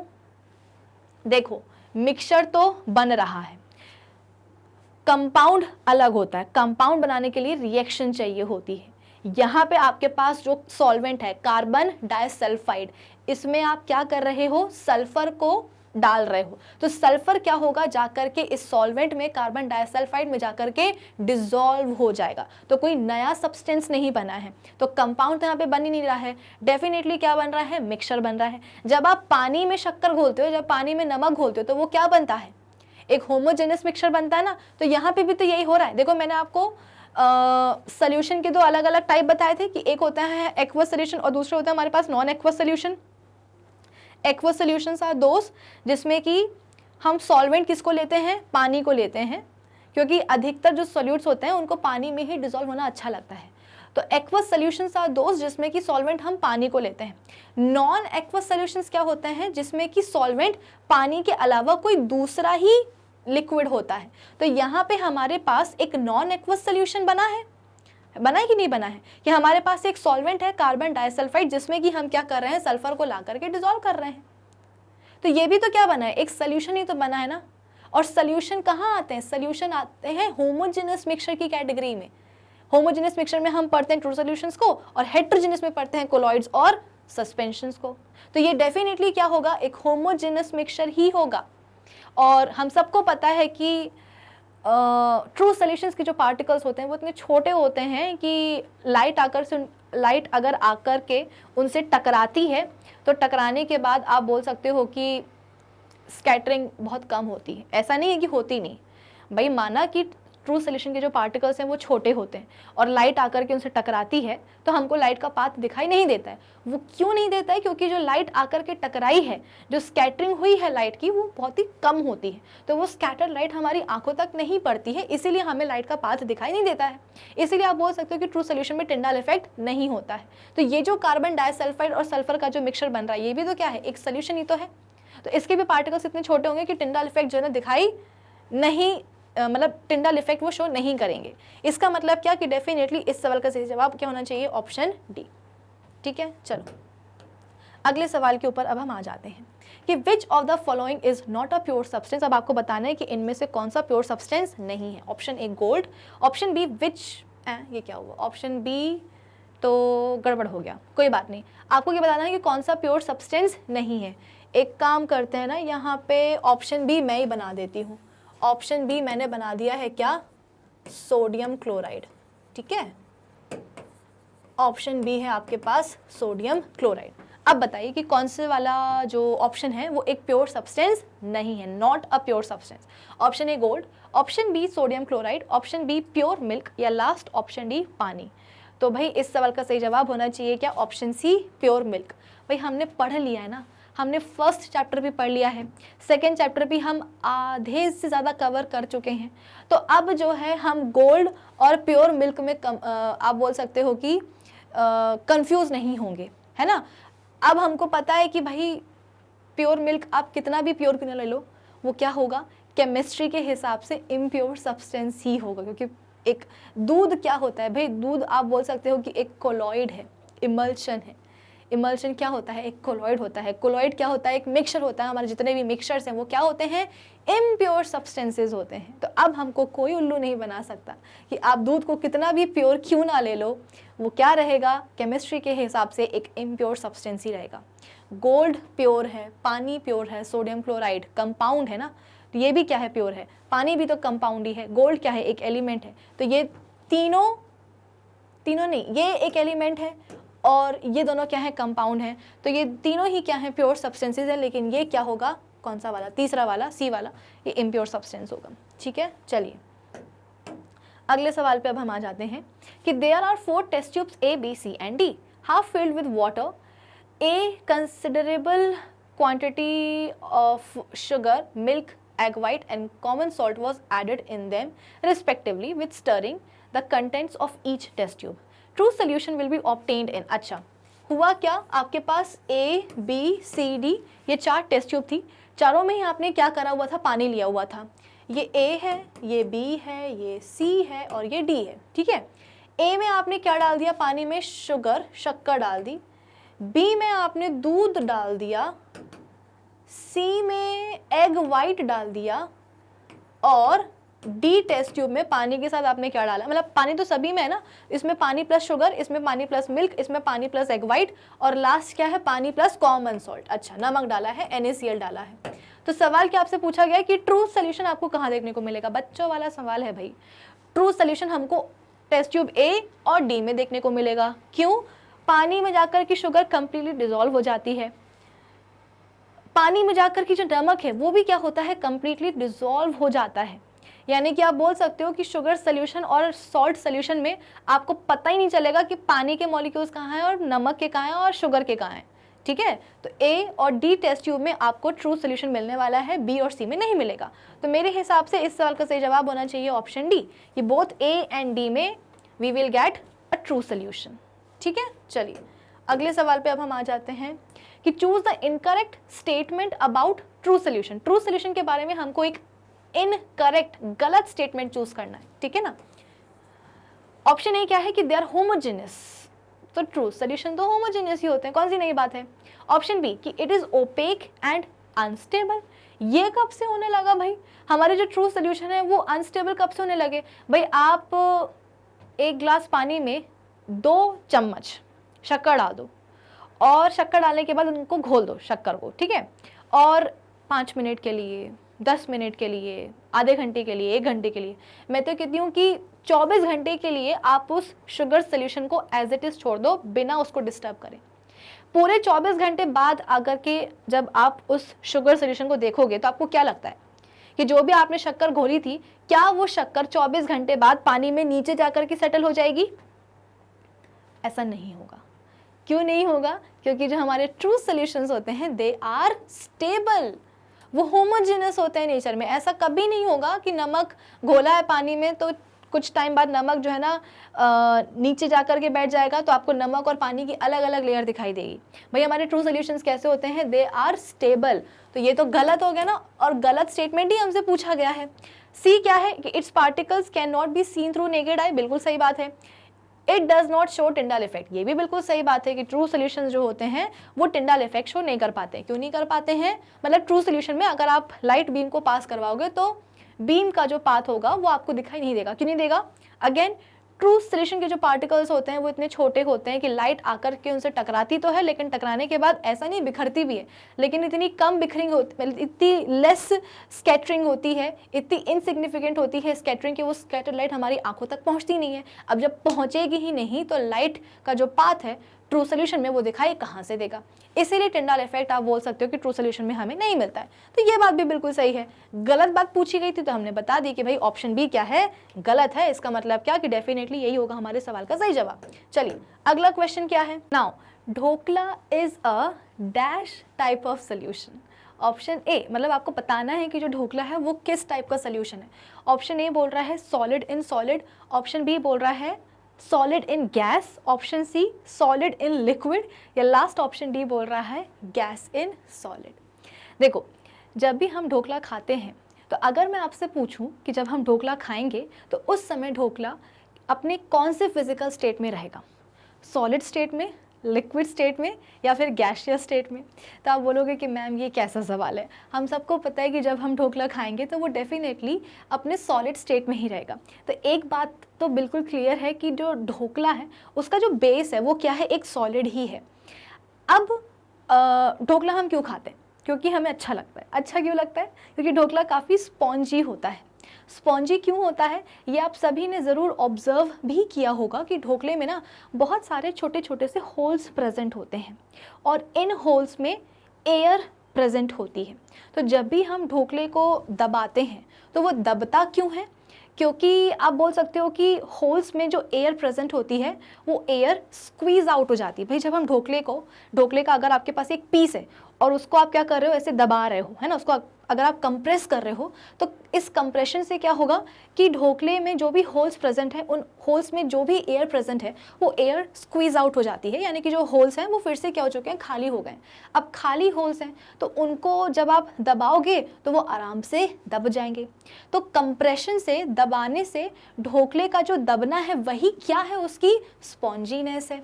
यानी कि डेफिनेटली आप बोल सकते हो कि ढोकले का जो एक सॉलिड बेस है उसमें एयर प्रेजेंट होती है ना, तो वो क्या हो जाएगा, गैस इन सॉलिड टाइप का सोल्यूशन, कि बेस हमारे पास क्या है, सॉलिड है, और उसमें गैस क्या हो जाती है, इनकॉर्पोरेट हो जाती है, तो गैस इन सॉलिड। ठीक है ना। चलो, तो इस सवाल का सही जवाब क्या होगा, ऑप्शन डी। आई होप सबको समझ में आया होगा। अब हम आ जाते हैं अपने अगले सवाल के ऊपर कि बेरियम सल्फेट BaSO4 फॉर्मूला है इसका, कंपाउंड का, dispersed in water used in diagnostic X-rays is a.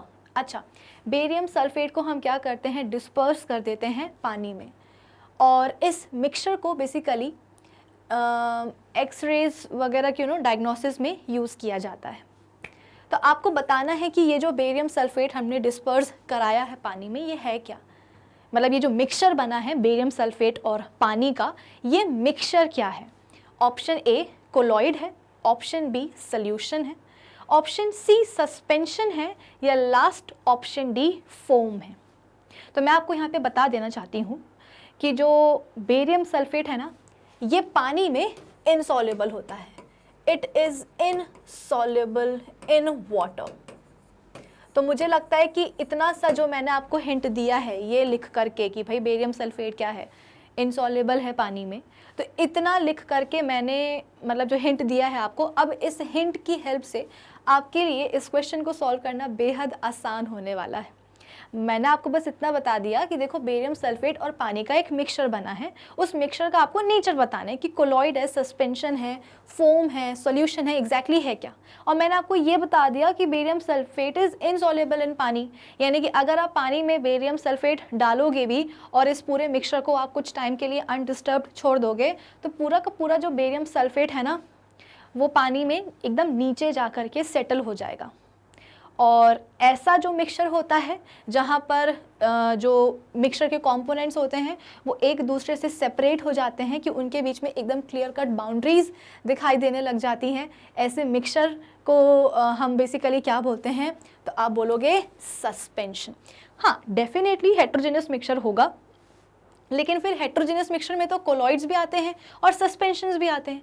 Colloids के लिए हम बोलते हैं कि डेफिनेटली ये हेट्रोजेनस मिक्सचर्स होते हैं, लेकिन फिर भी वो कैसे होते हैं, स्टेबल होते हैं। मैंने आपको पहले भी समझाया था जब हम कोलॉइड्स के बारे में डिस्कशन कर रहे थे कि जो कोलॉइड्स जैसे कि ब्लड हो गया हमारा खुद का, दूध हो गया, मिल्क हो गया, है ना, तो दिखने में तो हमको ऐसा लगता है कि अरे वाह कितने बढ़िया होमोजीनियस ये मिक्सचर दिखाई दे रहे हैं, लेकिन असलियत में सभी के सभी कोलॉइड्स क्या होते हैं, हेट्रोजीनियस होते हैं।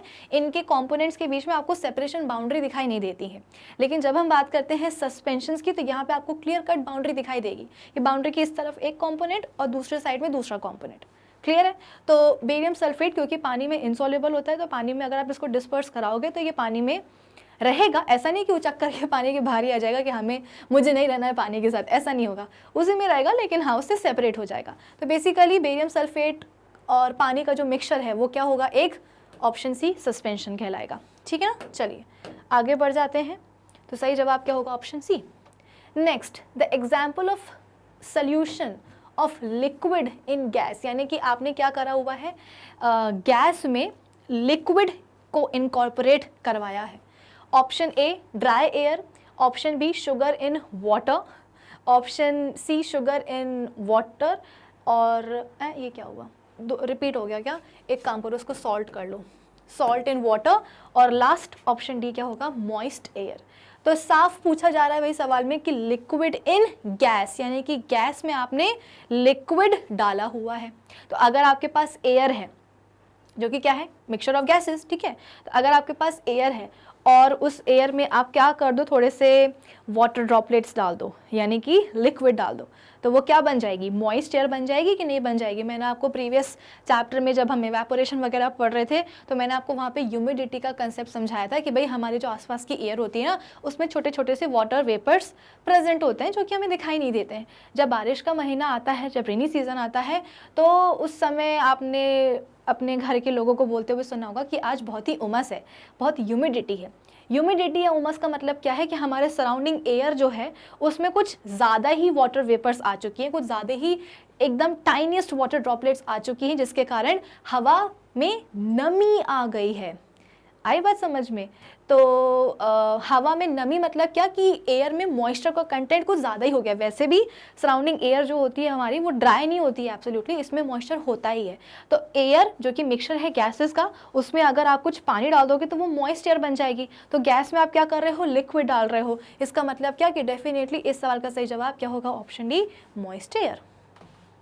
क्लियर है? चलिए अब हम आ जाते हैं अपने अगले सवाल के ऊपर कि the component of a solution which is present in larger moist air amount is refer to as. अच्छा, ये कुछ गड़बड़ हुआ है।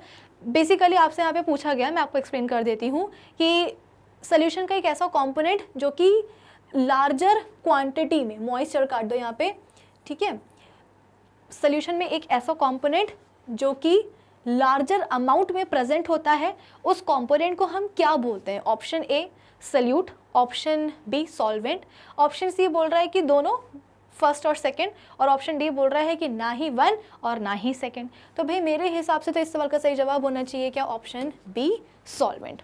मैंने आपको बताया कि सोल्यूशन के दो कंपोनेंट होते हैं, एक सल्यूट और दूसरा सॉल्वेंट। तो वो वाला कंपोनेंट जो कि ज़्यादा क्वांटिटी में प्रेजेंट होता है उसे हम बोलते हैं सॉल्वेंट, और वो वाला कंपोनेंट जो कि कम मतलब लेस अमाउंट में प्रेजेंट होता है सोल्यूशन में, उसे हम बोलते हैं क्या, सल्यूट। ठीक है, सल्यूट और सॉल्वेंट को आप ये भी बोल सकते हो कि जो सल्यूट है वो एक ऐसा कंपोनेंट है जो कि सॉल्वेंट में जाकर के डिसॉल्व हो जाता है, और सॉल्वेंट एक ऐसा कंपोनेंट है सोल्यूशन का जिसमें कि सॉल्यूट आकर के डिसॉल्व होता है। ठीक है, तो लार्जर अमाउंट में कौन प्रेजेंट होता है, कौन सा वाला कंपोनेंट ऑफ अ सोल्यूशन, तो ऑप्शन बी सॉल्वेंट। ठीक है ना।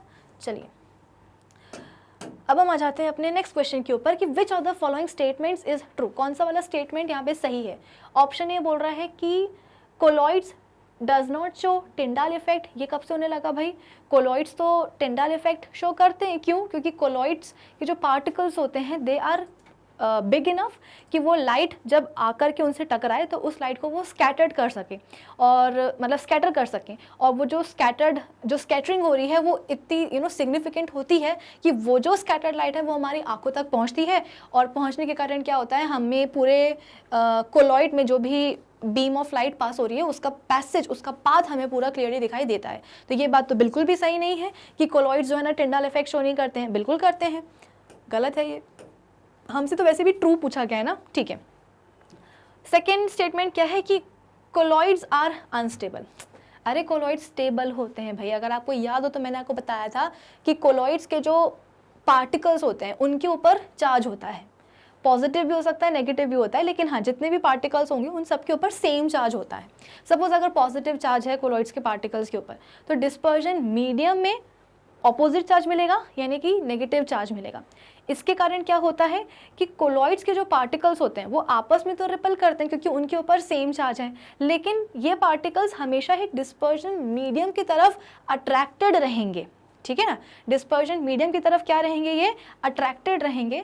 तो कभी अगर कोलॉइड्स के पार्टिकल्स से जाकर के आप बोलोगे कि भैया आप प्लीज़ जो पार्टिकल्स हैं वो कोलॉइड में नीचे जाकर के सेटल हो जाइए, सेपरेट हो जाइए मीडियम से, तो पार्टिकल्स कभी नहीं मानेंगे। क्यों? क्योंकि वो बोलेंगे कि भाई हमारे ऊपर पॉजिटिव चार्ज है। एग्जाम्पल के लिए मैं बता रही हूँ कि हमारे ऊपर क्या है, पॉजिटिव चार्ज है, और जिस मीडियम में हम हैं उसमें तो नेगेटिव चार्ज है, तो जो ऑपोजिट चार्जेस हैं वो तो क्या करते हैं, अट्रैक्ट करते हैं। तो कभी भी कोलॉइड्स के जो पार्टिकल्स होंगे ना वो अपने मीडियम से जाना नहीं चाहेंगे, मीडियम से सेपरेट होना नहीं चाहेंगे।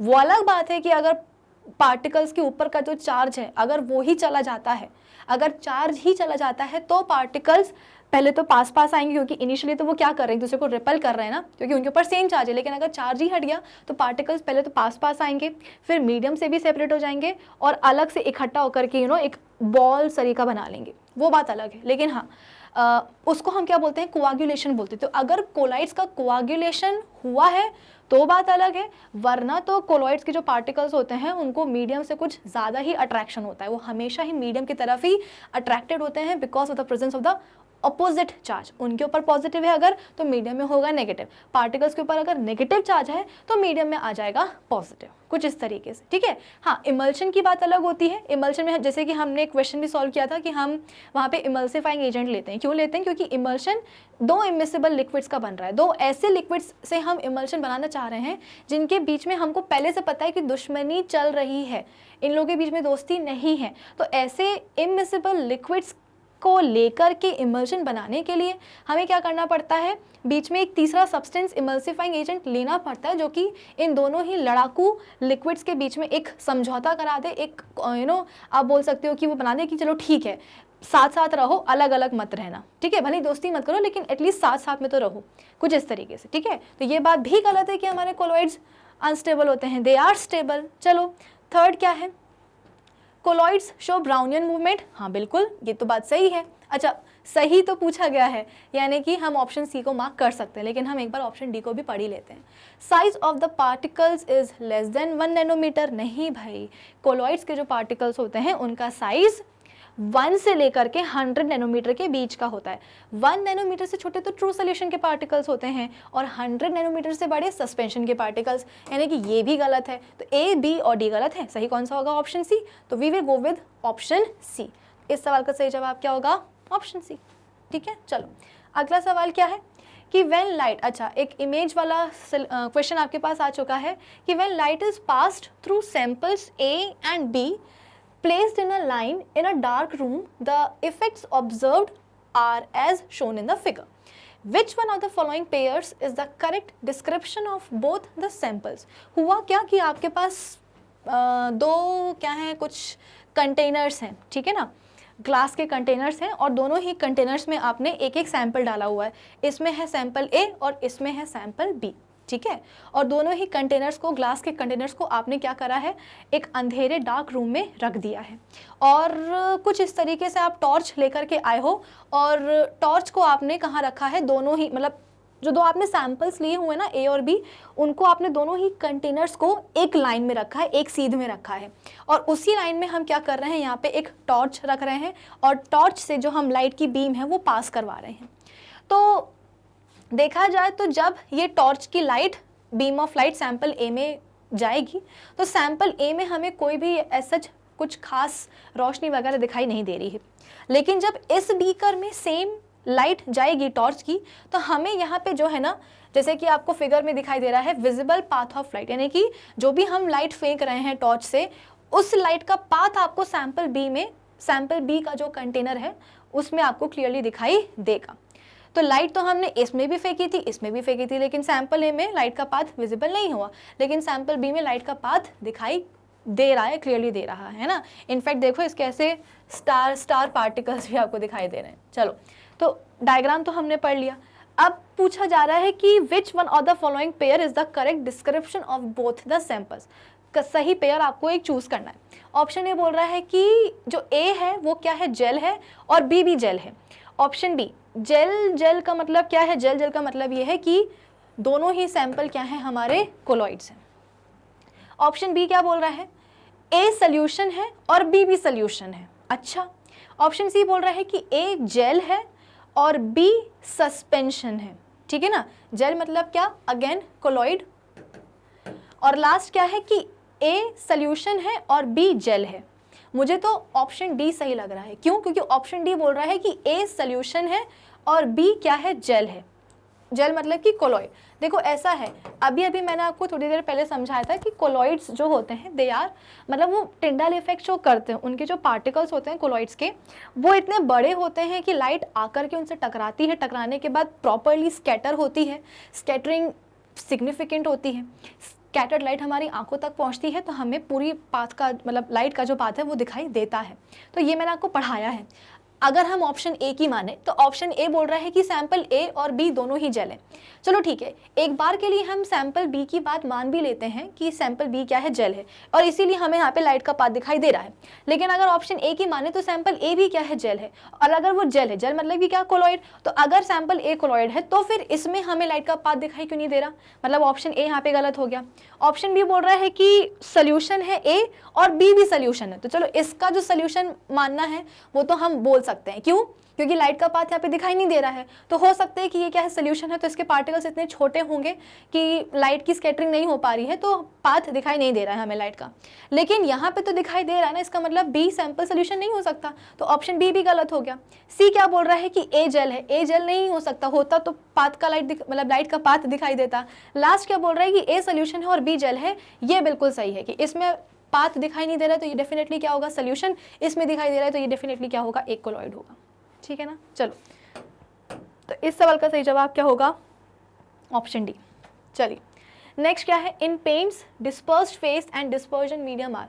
पेंट्स में जो होते हैं हमारे उनमें डिस्पर्स्ड फेस और डिस्पर्जन मीडियम क्या होता है? देखो, डिस्पर्जन मीडियम आप बोल सकते हो कि लिक्विड ही होता है, ये तो तेल हो जाएगा या पानी हो जाएगा, और जो डिस्पर्स्ड फेज है वो पेंट पाउडर होता है, बेसिकली कलर होता है, वो डाई होता है, ठीक है।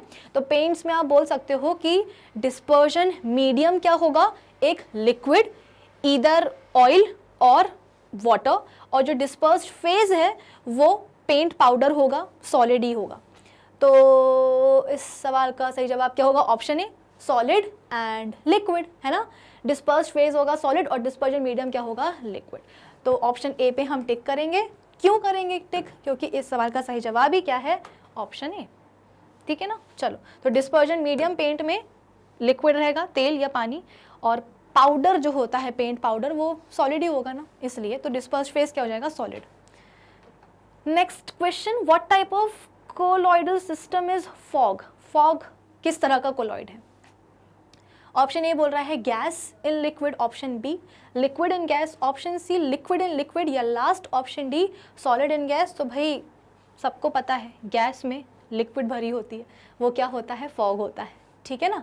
तो ऑप्शन बी को हम मार्क करेंगे और मार्क करते हुए आगे बढ़ेंगे। बेसिक है, देखो मैंने आपको पहले भी बोला है कि एग्जाम्पल्स जो है ना, जितने भी टाइप की जितने भी कोलॉइड्स हैं, सॉल हो गया, सॉलिड सॉल हो गया, इमल्शन हो गया, फोम हो गया, इन सब के आपको कुछ कुछ एग्जाम्पल्स याद करने होंगे, क्योंकि फिर वो आते हैं, डायरेक्ट क्वेश्चन उन पे बनते हैं, आप देख सकते हो कि बन ही रहे हैं, ठीक है। Now arrange the following in increasing order of their intermolecular force of attraction. आपके पास तीन चीज़ें हैं, सॉल्ट, पानी और कार्बन डाइऑक्साइड, और इन सभी को आपको इनके इंटरमोलिक्यूलर फोर्सेज ऑफ अट्रैक्शन के इंक्रीजिंग ऑर्डर में अरेंज करना है। तो एक पानी है, मतलब एक लिक्विड है, वाटर तो क्या है? लिक्विड ही है ना। सॉल्ट है जो कि क्या है? सॉलिड है, और लास्ट क्या है आपके पास? ये तो गैस है। तो हम सबको पता है कि सॉलिड में जो अट्रैक्टिव फोर्सेस होते हैं वो काफ़ी स्ट्रॉन्ग होते हैं, ठीक है। तो सबसे ज़्यादा स्ट्रॉन्ग किस में होगा? फर्स्ट वाले में होगा, सॉल्ट में होगा। उससे कमज़ोर किस में होगा? लिक्विड में, यानी कि पानी में, सेकेंड नंबर का है। और सबसे कम किस में होगा? तीसरे नंबर की गैस में, कार्बन डाइऑक्साइड में। तो सही सीक्वेंस मेरे हिसाब से तो ऑप्शन ए ही है, ठीक है ना। तो हम क्या करेंगे? ऑप्शन ए को मार्क करेंगे और मार्क करते हुए आगे बढ़ेंगे। तो बहुत ही बेसिक सवाल है, सबको समझ में आया होगा। चलिए, सिलेक्ट द करेक्ट ऑल्टरनेटिव, या नेटिव्स भी हो सकता है। फर्स्ट स्टेटमेंट क्या बोल रहा है कि melting of ice is a physical change. Physical और केमिकल चेंज भी मैंने आपको पढ़ा दिए हैं ना। अब तो आपसे ये वाला क्वेश्चन बनेगा कि आइस अगर पिघल रही है तो क्या एक फिजिकल चेंज है? हाँ बिल्कुल। फिजिकल स्टेट में मैंने, मतलब फिजिकल चेंज में मैंने आपको क्या बताया था कि जो फिजिकल स्टेट होता है ना सब्सटेंस का, वो चेंज होता है।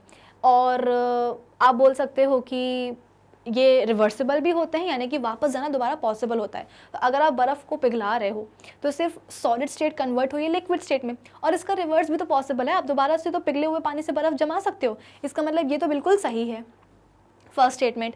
सेकंड क्या है कि a physical change is due to change in physical properties of a substance. ये भी बिल्कुल सही बात है कि फिजिकल चेंज में सब्सटेंस की फिजिकल प्रॉपर्टीज चेंज होती हैं, और केमिकल चेंज में केमिकल प्रॉपर्टीज। तो ये वाला भी स्टेटमेंट सही है। तीसरा क्या है कि a physical change is always irreversible in nature. Physical change जो है वो क्या है? आप बोल सकते हो कि इरिवर्सिबल होता है, ठीक है। लास्ट क्या है कि burning of candle is an example of physical change. Candle जब जलती है ना तो आप बोल सकते हो कि वो फिजिकल चेंज नहीं है। अगर यहाँ पे मेल्टिंग ऑफ वैक्स लिखा होता, कैंडल वैक्स लिखा होता, मेल्टिंग, तो ये फिजिकल चेंज हो जाता, क्योंकि हम सबको पता है कि अगर आप वैक्स को पिघलाओगे तो वो पिघल जाएगी, लेकिन पिघलने के बाद दोबारा से वो क्या हो जाती है? सॉलिडिफाई भी हो जाती है। तो वो एक आप बोल सकते हो कि रिवर्सिबल चेंज हो जाता है। एक मिनट, यहाँ पे क्या लिखा है? A physical changes always irreversible. नहीं भाई, रिवर्सिबल होते हैं ये, है ना, वापस जाना पॉसिबल होता है। सॉरी, तो फर्स्ट सेकंड सही है, तीसरा वाला गलत है ना, कि फिजिकल चेंजेस ऑलवेज इरिवर्सिबल नहीं, दे आर रिवर्सिबल। हाँ, तो हम कहाँ थे? यहाँ थे। तो कैंडल की जो वैक्स होती है तो तो आप बोल सकते हो कि वैक्स को अगर आप पिघलाओगे, उसको मेल्ट करवाओगे, तो वो दोबारा से सॉलिड में भी ट्रांसफॉर्म हो जाएगी। तो वो होगा क्या एक फिजिकल चेंज, वो होगा क्या एक रिवर्सिबल चेंज। लेकिन जब यहाँ पे बात आ रही है किसकी, बर्निंग ऑफ कैंडल की, कि एक कैंडल क्या कर रही है, जल रही है। तो देखो होता क्या है कि जब हम कैंडल को जलाते हैं तो उसकी जो बत्ती होती है, उसकी जो विक होती है, वो जलने लग जाती है, ठीक है। जब वो जलेगी तो उस हीट के कारण आसपास की जो मोम होती है वो पिघलने लगती है, और पिघल करके जो मोम है वो नीचे गिरने लगती है।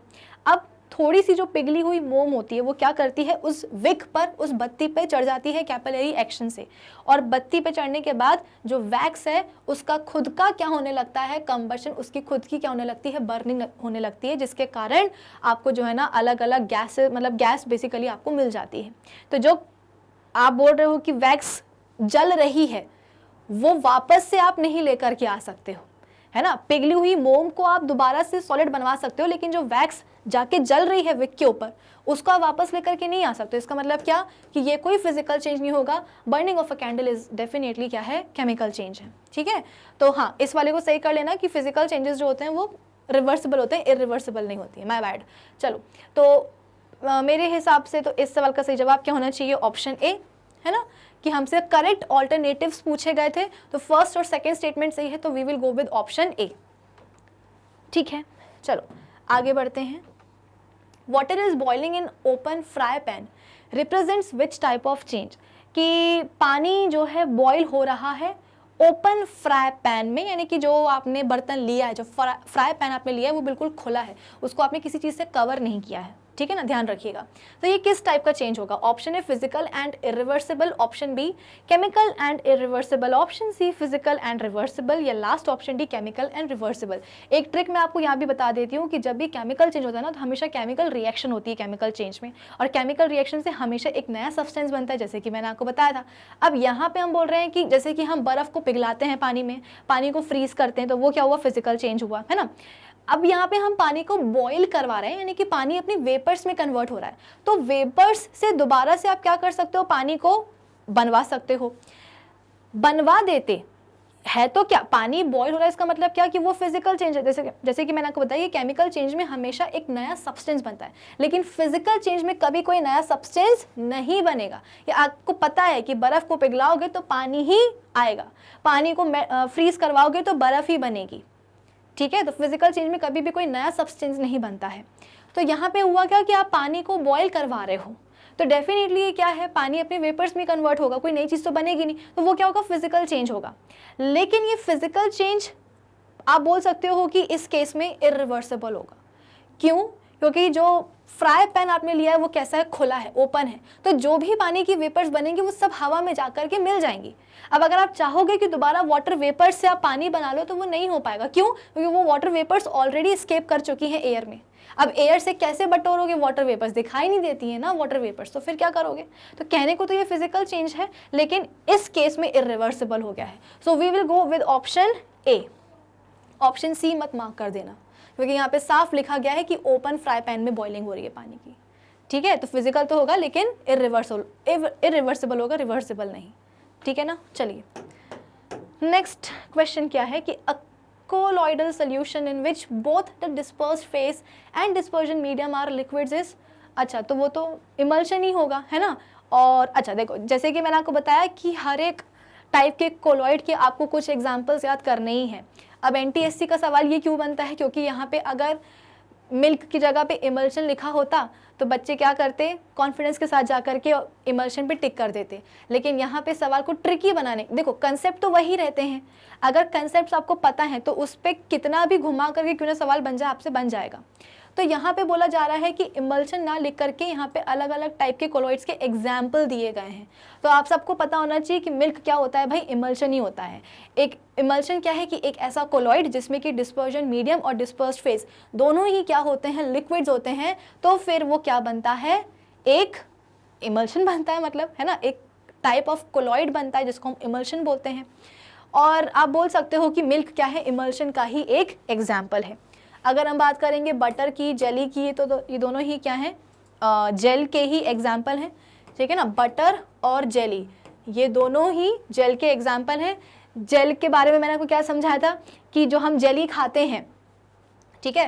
वो इनिशियली कैसी होती है, अपने सॉलिड स्टेट में ही होती है, लेकिन ऐसी गिलगिली सी क्यों होती है, अभी भी समझाया था, क्योंकि उसमें हम लिक्विड इनकॉर्पोरेट कर देते हैं, जिसके कारण जो सॉलिड है ना वो गिलगिला सा हो जाता है। और गिलगिला मतलब क्या, जेल। तो जेल का एग्जाम्पल कौन है, जॉली, नॉट जॉली, जेली और बटर, ठीक है। तो आप बोल सकते हो कि ये दोनों ही क्या है, जेल है, यानी कि डिस्पर्जन मीडियम सॉलिड होगा और डिस्पर्स्ड फेज क्या होगा, लिक्विड होगा, ठीक है। फिर इसके बाद में बचा क्या आपके पास, शेविंग क्रीम। तो शेविंग क्रीम तो आप बोल सकते हो कि क्या होता है, फोम होता है। फोम का ही एक बहुत ही बढ़िया एग्जांपल क्या है, विप्ड क्रीम, है ना। विप्ड क्रीम के बारे में भी मैंने आपको बताया था कि मतलब विप्ड क्रीम से आप शेविंग क्रीम याद रख सकते हो। तो दोनों ही क्या है, फोम के एग्जाम्पल हैं। इसमें क्या होता है कि आपके पास क्रीम होती है जो कि लिक्विड स्टेट में होती है ना। जब हमको केक के ऊपर आइसिंग करनी होती है तो हम क्या करते हैं, क्रीम लेकर के आते हैं। क्रीम कैसी होती है, लिक्विड स्टेट में होती है, और उस लिक्विड क्रीम में को हम बेसिकली इतना स्टर करते हैं ताकि उसमें ढेर सारी एयर बन जाए, ठीक है। तो बेसिकली हम एयर को इनकॉर्पोरेट करवाते हैं किसमें, लिक्विड क्रीम में। तो एयर के इनकॉर्पोरेशन से होता क्या है कि वो जो क्रीम है वो थोड़ी सी गाढ़ी सी हो जाती है और थिक हो जाती है, जिसके कारण अच्छी तरीके से हम क्या करते हैं, उसको केक के ऊपर लपेट देते हैं, आइसिंग हो जाती है, ठीक है। तो फोम मतलब क्या कि डिस्पर्शन मीडियम आपके पास लिक्विड है और डिस्पर्स्ड फेस क्या है, गैस है, ठीक है। तो विप्ड क्रीम, शेविंग क्रीम, हाँ। तो इमल्शन कौन बचा, ऑप्शन ए, मिल्क। तो कुछ इस तरीके से आप क्या कर सकते हो, सभी चीज़ों को मतलब क्वेश्चंस के फॉर्म में रिवाइज कर सकते हो। नेक्स्ट क्वेश्चन क्या है कि chemical change is always accompanied by, chemical change के साथ हमेशा क्या होता है। फर्स्ट बोल रहा है production of sound, option 2 heat and light, यानी कि हीट और लाइट प्रोड्यूस होती है। और थर्ड ऑप्शन बोल रहा है change in mass, mass change हो जाता है। और लास्ट ऑप्शन डी बोल रहा है चेंज इन कलर। देखो फर्स्ट, सेकेंड, फोर्थ तो फिर भी ठीक है, लेकिन ये जो तीसरी बात बोली गई है चेंज इन मास, ये बिल्कुल भी सही नहीं है, क्योंकि हम सबको पता है कि जब भी केमिकल रिएक्शन, भाई मैंने आपको थोड़ी देर पहले ही समझाया था कि केमिकल चेंज में क्या होता है, केमिकल रिएक्शन होती है, और जब भी केमिकल रिएक्शन होती है तो एक नया सब्सटेंस बनता है। इसीलिए केमिकल चेंज के बाद क्या होता है, आपके पास एक नया सब्सटेंस रेडी हो जाता है, क्योंकि उसमें केमिकल रिएक्शन होती है। अब जब भी केमिकल रिएक्शन होती है तो law of conservation of mass ये बोलता है कि इन अ केमिकल रिएक्शन मास ना ही डिस्ट्रॉय हो सकता है और मास जो है ना ही कभी बन सकता है। केमिकल रिएक्शन में जो मासेस हैं वो हमेशा कंजर्व्ड होते हैं, तो फिर मास में चेंज नहीं हो। तो इसका मतलब क्या है कि जो थर्ड ऑप्शन है ये बिल्कुल भी सही नहीं है। क्यों नहीं है सही, क्योंकि किसी भी केमिकल रिएक्शन में जो मासेस होते हैं वो हमेशा कंजर्व्ड ही रहेंगे। तो रिएक्शन के पहले जो आपको मासेस मिल रहे हैं वही मास आपको रिएक्शन के बाद भी मिलेगा इन प्रोडक्ट्स, ठीक है। तो उस हिसाब से थर्ड ऑप्शन गलत हो जाएगा। तो आप बोल सकते हो कि ए बी सी डी में से जहाँ जहाँ तीसरा आ रहा है चेंज इन मास, उसको आप गलत कर दो, इधर आ रहा है इसको भी गलत कर दो, है ना, बस एक ही में आ रहा है। तो कुल मिलाकर के ए तो अपन ने एलिमिनेट कर दिया, अब बचा क्या, बी, सी और डी। तो मेरे हिसाब से इस सवाल का सही जवाब ऑप्शन डी ही होना चाहिए, फर्स्ट, सेकेंड एंड फोर्थ। कि जब भी केमिकल चेंज होगा तो साउंड प्रोड्यूस होती है कभी कभी, है ना, हीट, आप बोल सकते हो कि हीट एंड लाइट प्रोड्यूस होती है, और कलर भी चेंज हो जाता है, ठीक है ना। तो कुछ इस तरीके से इस सवाल का हम जवाब देंगे ऑप्शन डी। चलिए अब इसके बाद में हम आ जाते हैं अपने अगले क्वेश्चन के ऊपर कि which of the following statements are true for pure substances. अब आपको बताना है कि कौन से वाले स्टेटमेंट्स सही हैं प्योर सब्सटेंसेस के लिए। फर्स्ट स्टेटमेंट क्या है, pure substances contain only one kind of particles. क्या ये बात सही है कि प्योर सब्सटेंसेस में केवल एक ही टाइप के पार्टिकल्स होते हैं? एग्जैक्टली, तभी तो वो प्योर सब्सटेंसेस कहलाते हैं ना। तो ये वाला पॉइंट बिल्कुल सही है, स्टेटमेंट सही है। प्योर सब्सटेंसेस में भी कंपाउंड्स और मिक्सचर नहीं, प्योर सब्सटेंसेस या तो एलिमेंट्स होते हैं या कंपाउंड्स होते हैं, मिक्सचर्स कहाँ से आ गए भाई, गलत है ये। प्योर सब्सटेंसेस, थर्ड वाला स्टेटमेंट है कि pure substances have the same composition through out, ये बिल्कुल सही है ना। आप बोल सकते हो कि जो प्योर सब्सटेंसेस होते हैं उनमें कॉम्पोजिशन कैसी होती है, सेम रहती है थ्रू आउट। और लास्ट ऑप्शन फोर्थ क्या है, स्टेटमेंट फोर्थ कि pure substances can be exemplified by all elements other than nickel. ये क्या बात हुई, निकल को हम क्यों जो है ना अलग मान रहे हैं प्योर सब्सटेंसेस में से? भाई निकल भी तो क्या है, एक एलिमेंट ही है ना। तो ये स्टेटमेंट गलत है कि प्योर सब्सटेंसेस को can be exemplified by all elements other than nickel, नहीं ये गलत है। निकल भी एक एलिमेंट है, वो भी क्या है, एक प्योर सब्सटेंस है, ठीक है। तो निकल को निकालो मत, वो एक प्योर सब्सटेंस ही है। तो ये गलत है, फर्स्ट और थर्ड सही है ना। तो हम ऑप्शन बी को चूज़ करेंगे क्योंकि हमसे करेक्ट स्टेटमेंट ही पूछे गए हैं अबाउट प्योर सब्सटेंसेस। तो फर्स्ट और थर्ड सही है कि प्योर सब्सटेंसेस में केवल एक ही टाइप के पार्टिकल्स होते हैं, प्लस उनका जो कॉम्पोजिशन है वो थ्रू आउट सेम ही रहता है, चेंज नहीं होता है। तो इस सवाल का सही जवाब क्या होगा, ऑप्शन बी, ठीक है ना। चलिए अगला सवाल क्या है कि toothpaste is an example of, toothpaste क्या है भाई, किस चीज़ का एग्जाम्पल है। ये होमवर्क दूँ क्या, अभी तक आप लोग को एक भी होमवर्क नहीं मिला है ना। तो एक कोलॉइड है, एक सस्पेंशन है, एक सॉल्यूशन है या एक एरोसॉल है, ये आपको बताना है। और आंसर मैं छुपा लेती हूँ, ये आपके लिए होमवर्क है। इसका जवाब आप मुझे कमेंट सेक्शन में दोगे, चैट में मत देना, चैट टेम्परेरी होती है, वो चली जाती है, ठीक है। तो 34th क्वेश्चन आप सबके लिए होमवर्क है, इसका जवाब मुझे चाहिए, ठीक है। चलो now two substances, next question पे हम आ चुके हैं। Two substances A and B were made to react to form a third substance A2B। अच्छा, according to the following reaction, एक रिएक्शन हुई है दो सब्सटेंसेस के बीच में, A और B के बीच में, तो क्या बन जाएगा, A2B बन जाएगा। भाई रिएक्शन हुई है इसका मतलब क्या, कि डेफिनेटली ये क्या बना है, एक नई चीज़ बनी है, एक कंपाउंड बन गया है, ठीक है। Okay, now which of the following statements concerning this reaction are incorrect. अब इस रिएक्शन के हिसाब से इन 4 स्टेटमेंट्स में से कौन से वाले स्टेटमेंट्स जो है ना वो क्या है, इनकरेक्ट हैं, गलत है।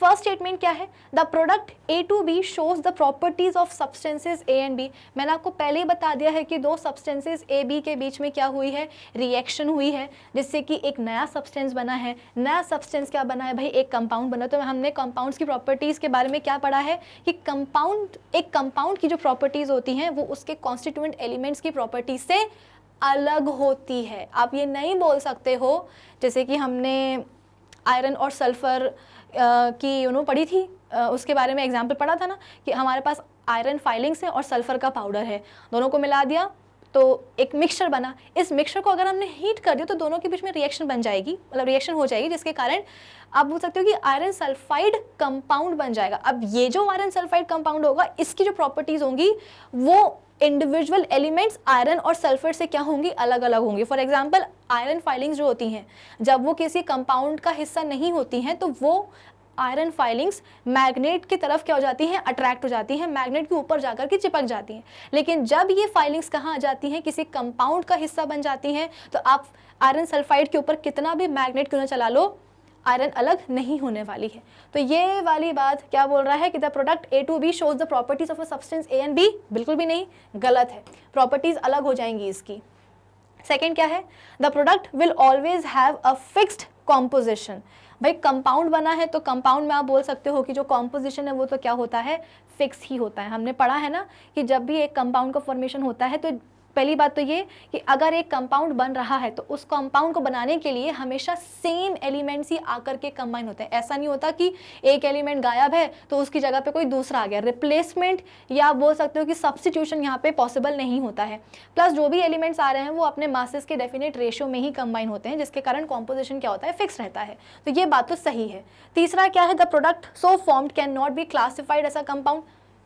क्यों नहीं कर सकते भाई, केमिकल रिएक्शन हो रही है तो नया कंपाउंड ही तो बनेगा ना। और ये बोल रहा है कि जो भी प्रोडक्ट बना है उसको आप एज अ कंपाउंड क्लासिफाई नहीं कर सकते। व्हाट नॉनसेंस, बिल्कुल कर सकते हैं क्लासिफाई, हटाओ इसको। लास्ट क्या है statement, the product so formed is an element. एक एलिमेंट है क्या, नहीं, एलिमेंट नहीं है, वो एक कंपाउंड है। यानी कि ये भी क्या है, गलत है। हमसे क्या पूछा था, हमसे गलत पूछा था या सही, इनकरेक्ट पूछा था, है ना। तो फर्स्ट और थर्ड और फोर्थ, फर्स्ट थर्ड और फोर्थ, ये तीनों ही स्टेटमेंट्स क्या हैं, इनकरेक्ट हैं रिगार्डिंग दिस रिएक्शन। तो अब हमें एक ऐसा ऑप्शन चूज करना है जो कि फर्स्ट थर्ड और फोर्थ को गलत बता रहा हो, और मेरे हिसाब से वो होगा ऑप्शन सी, ठीक है। फर्स्ट थर्ड और फोर्थ, हाँ, ऑप्शन सी को हम टिक करेंगे क्योंकि ये तीनों की तीनों क्या है, गलत स्टेटमेंट्स हैं। सही केवल कौन सा है, फर्स्ट सेकंड वाला है, ठीक है ना, फर्स्ट थर्ड और फोर्थ। ओके, नाउ अब हम आ जाते हैं अपने अगले क्वेश्चन पर कि फ्रीजिंग मिक्सचर कौन सा होता है? Ice plus common salt, option B ice plus baking soda, option C ice plus potash alum, या last option D ice plus washing soda. तो आप सबको पता है कि फ्रीजिंग मिक्सचर जो है वो कौन सा होता है? Ice plus common salt. बर्फ़ और कॉमन सॉल्ट को अगर हम मिला देते हैं तो वो क्या बन जाता है? एक फ्रीजिंग मिक्सचर बन जाता है। आई बात समझ में? चलिए, ऑप्शन ए। नेक्स्ट क्वेश्चन क्या है? काइनेटिक एनर्जी, जिसको हम आप बोल सकते हो कि शॉर्ट में कैपिटल के कैपिटल ई से लिखते हैं, of molecules of in gases is directly proportional to. अच्छा, गैशियस मॉलिक्यूल्स की जो काइनेटिक एनर्जी होती है वो किस चीज़ के डायरेक्टली प्रोपोर्शनल होती है? Option A temperature, option B pressure, option C temperature and pressure, ये क्या हुआ पता नहीं बोर्ड को, या last option D atmospheric pressure. देखो भाई, ऐसा है, हमने पहले भी पढ़ा हुआ है कि अगर हम टेम्परेचर बढ़ाते हैं, जैसे कि हमने गैस है, गैस को हमने किसी तरीके से एक वेसल में भर लिया और उस वेसल को हम क्या कर रहे हैं? अब टेम्परेचर बढ़ा रहे हैं। तो जैसे जैसे टेम्परेचर बढ़ेगा, बेसिकली टेम्परेचर कैसे बढ़ रहा है? क्योंकि हम गैस को हीट सप्लाई कर रहे हैं। ये हीट कहाँ जाएगी? गैस के मॉलिक्यूल्स में जाएगी। गैस के मॉलिक्यूल्स क्या करेंगे? इस हीट को अब्जॉर्ब करेंगे, और अब्जॉर्ब करने के कारण क्या होगा? आप बोल सकते हो कि उनकी काइनेटिक एनर्जी बढ़ जाएगी, और जहाँ काइनेटिक एनर्जी बढ़ी वहाँ पे टेम्परेचर बढ़ा। तो आप बोल सकते हो कि काइनेटिक एनर्जी जो होती है गैशियस मॉलिक्यूल्स की, वो डायरेक्टली प्रोपोर्शनल किसकी होती है? ऑप्शन ए टेम्परेचर की। ठीक है ना? चलिए, तो इस सवाल का सही जवाब क्या होगा? ऑप्शन ए। नेक्स्ट क्वेश्चन क्या है? The blue colour of water in the sea is due to.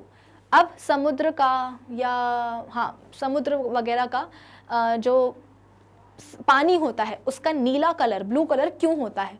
Option A बोल रहा है कि absorption of other colour except blue by water molecules, यानी कि जो पानी के मॉलिक्यूल्स जो होते हैं, समुद्र के पानी के जो मॉलिक्यूल्स होते हैं वो क्या करते हैं? बाकी कलर्स को अब्जॉर्ब कर लेते हैं और ब्लू कलर को अब्जॉर्ब नहीं करते हैं। ठीक है।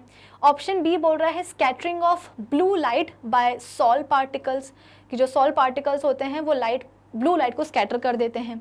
ऑप्शन सी बोल रहा है कि refraction of blue light by impurities present in sea water, यानी कि सी वाटर में जो भी इम्प्योरिटीज होती हैं वो क्या करती हैं? ब्लू कलर की लाइट को रिफ्रैक्ट कर देती हैं। या ऑप्शन डी बोल रहा है reflection of blue sky by sea water. अच्छा, यानी कि आसमान का जो नीला कलर होता है उसी का रिफ्लेक्शन आपको आप बोल सकते हो कि सी वाटर में दिखाई देता है। तो देखो भाई, ऐसा है। अच्छा, इस क्वेश्चन को समझने के लिए हो सकता है कि 8th और 9th के बच्चों को ये वाला सवाल समझ में नहीं आए। 10th के लिए तो समझ में आ जाएगा, क्योंकि 10th के बच्चे तो ये पढ़ते ही हैं, है ना। 9th वालों को मैं समझा देती हूँ, 8th वालों को, कि हमारी जो सनलाइट होती है ना वो एक्चुअली एक वाइट लाइट होती है। ठीक है ना। और वाइट लाइट देखा जाए तो बहुत सारी कलरफुल लाइट्स की बनी होती हैं। यूजुअली जब वाइट लाइट ट्रैवल करती है ऐसी एयर में तो हम उसके कंपोनेंट कलर्स को जो है ना डिफ्रेंशिएट नहीं कर पाते हैं। लेकिन जब ये वाइट लाइट आप बोल सकते हो कि किसी प्रिज्म में जाएगी, है ना, तो प्रिज्म में जाने के बाद ये जो वाइट लाइट है ये आप बोल सकते हो कि अपने बहुत सारे कंपोनेंट कलर की लाइट्स में स्प्लिट हो जाती है। ऑल्दो हमें केवल 7 कंपोनेंट कलर्स दिखाई देते हैं। कौन कौन से? रेनबो कलर्स, विबग्योर, VIBGYOR, यानी कि R for red, O for orange, Y for yellow, G for green, B for blue, I for indigo and V for violet. ठीक है। तो ये जब वाइट लाइट किसी प्रिज्म में जाती है ना तो वो अपने बहुत सारे कंपोनेंट कलर की लाइट्स में स्प्लिट होती है, लेकिन हमको केवल ये 7 कलर्स दिखाई देते हैं, क्योंकि केवल दिखाई यही देते हैं, इसलिए हमें लगता है कि वाइट लाइट बनी होती है 7 कंपोनेंट कलर्स की, लेकिन वो बनी होती है एक्चुअली बहुत सारे कलरफुल लाइट्स की। ठीक है ना। केवल दिखाई हमको केवल यही देते हैं। तो होता क्या है कि जब हमारी सनलाइट आती है, ठीक है, तो सनलाइट भी क्या है? एक वाइट लाइट ही होती है, यानी कि बहुत सारे कंपोनेंट कलर की लाइट से बनी होती है। और आप बोल सकते हो कि जब ये हमारे एटमॉस्फेयर में देखा जाए तो कई सारे पार्टिकल्स होते हैं, बड़े बड़े पार्टिकल, डस्ट पार्टिकल्स। तो इन पार्टिकल्स से ये वाइट लाइट टकरा जाती है और टकराने के बाद में बिखर जाती है। ठीक है ना। बिखरेगी किस में? तो इन्हीं कंपोनेंट कलर्स में वो बेसिकली बिखर जाती है। अब होता क्या है? अच्छा, अब आप बोलोगे कि मैम अगर वाइट लाइट सनलाइट बिखर रही है तो हमें हमेशा ही रेनबोज दिखाई देने चाहिए, लेकिन हमें हमेशा रेनबोज दिखाई क्यों नहीं देते हैं? इसलिए नहीं देते हैं क्योंकि जितनी भी कलरफुल लाइट्स है ना, ये अलग अलग डिस्टेंस को ट्रैवल करके बिखरती है। जैसे अगर हम बात करेंगे किसकी, वॉयलेट कलर की लाइट की, तो इसकी जो स्कैटरिंग होती है ये बहुत जल्दी हो जाती है, यानी कि जो वॉयलेट कलर की लाइट है वो ज़रा सा डिस्टेंस ट्रैवल करेगी और ढह हो जाएगी। फिर इसके बाद में इंडिगो कलर की जो लाइट है वो थोड़ा सा और डिस्टेंस ट्रैवल करेगी और फिर ढह हो जाएगी। सबसे ज़्यादा डिस्टेंस आप बोल सकते हो कि रेड कलर की लाइट करती है और कहीं बहुत आगे जाकर के वो बिखरती है, स्कैटर होती है। सनसेट और सनराइज के टाइम पे आपने देखा होगा कि आसमान का जो कलर है वो हमको रेडिश ऑरेंज दिखाई देता है। ऐसा क्यों? क्योंकि सनराइज और सनसेट के टाइम पे सन और अर्थ के बीच का जो डिस्टेंस होता है वो बहुत ज़्यादा होता है, ठीक है। तो जब सनलाइट आती है अर्थ के एटमॉस्फेयर तक तो ऑब्वियस सी बात है वो स्कैटर हो जाती है ना, मतलब वो स्प्लिट हो जाती है अपने 7 कंपोनेंट कलर की लाइट्स में। तो आप बोल सकते हो कि क्योंकि अर्थ और सन के बीच में डिस्टेंस बहुत ज़्यादा है तो वॉयलेट लाइट आएगी लेकिन बिखर जाएगी, फिर इंडिगो आएगी वो बिखर जाएगी, ब्लू आएगी वो बिखर जाएगी, ग्रीन आएगी वो बिखर जाएगी, येलो आएगी वो बिखर जाएगी। ऑरेंज क्योंकि डिस्टेंस ज़्यादा है तो ज़्यादा डिस्टेंस ट्रैवल करके कौन सी लाइट्स पहुंच सकती हैं? ऑरेंज और रेड। और एग्जैक्टली यही होता है क्योंकि सनराइज और सनसेट के टाइम पे सन और अर्थ के बीच का डिस्टेंस इतना ज़्यादा होता है कि यही दोनों लाइट्स ज़्यादा डिस्टेंस ट्रैवल करके आती हैं और बिखर जाती हैं, और जो कलर की लाइट बिखरी वही हमको दिखाई देगी। इसीलिए हमें स्काई का कलर कैसा दिखाई देता है?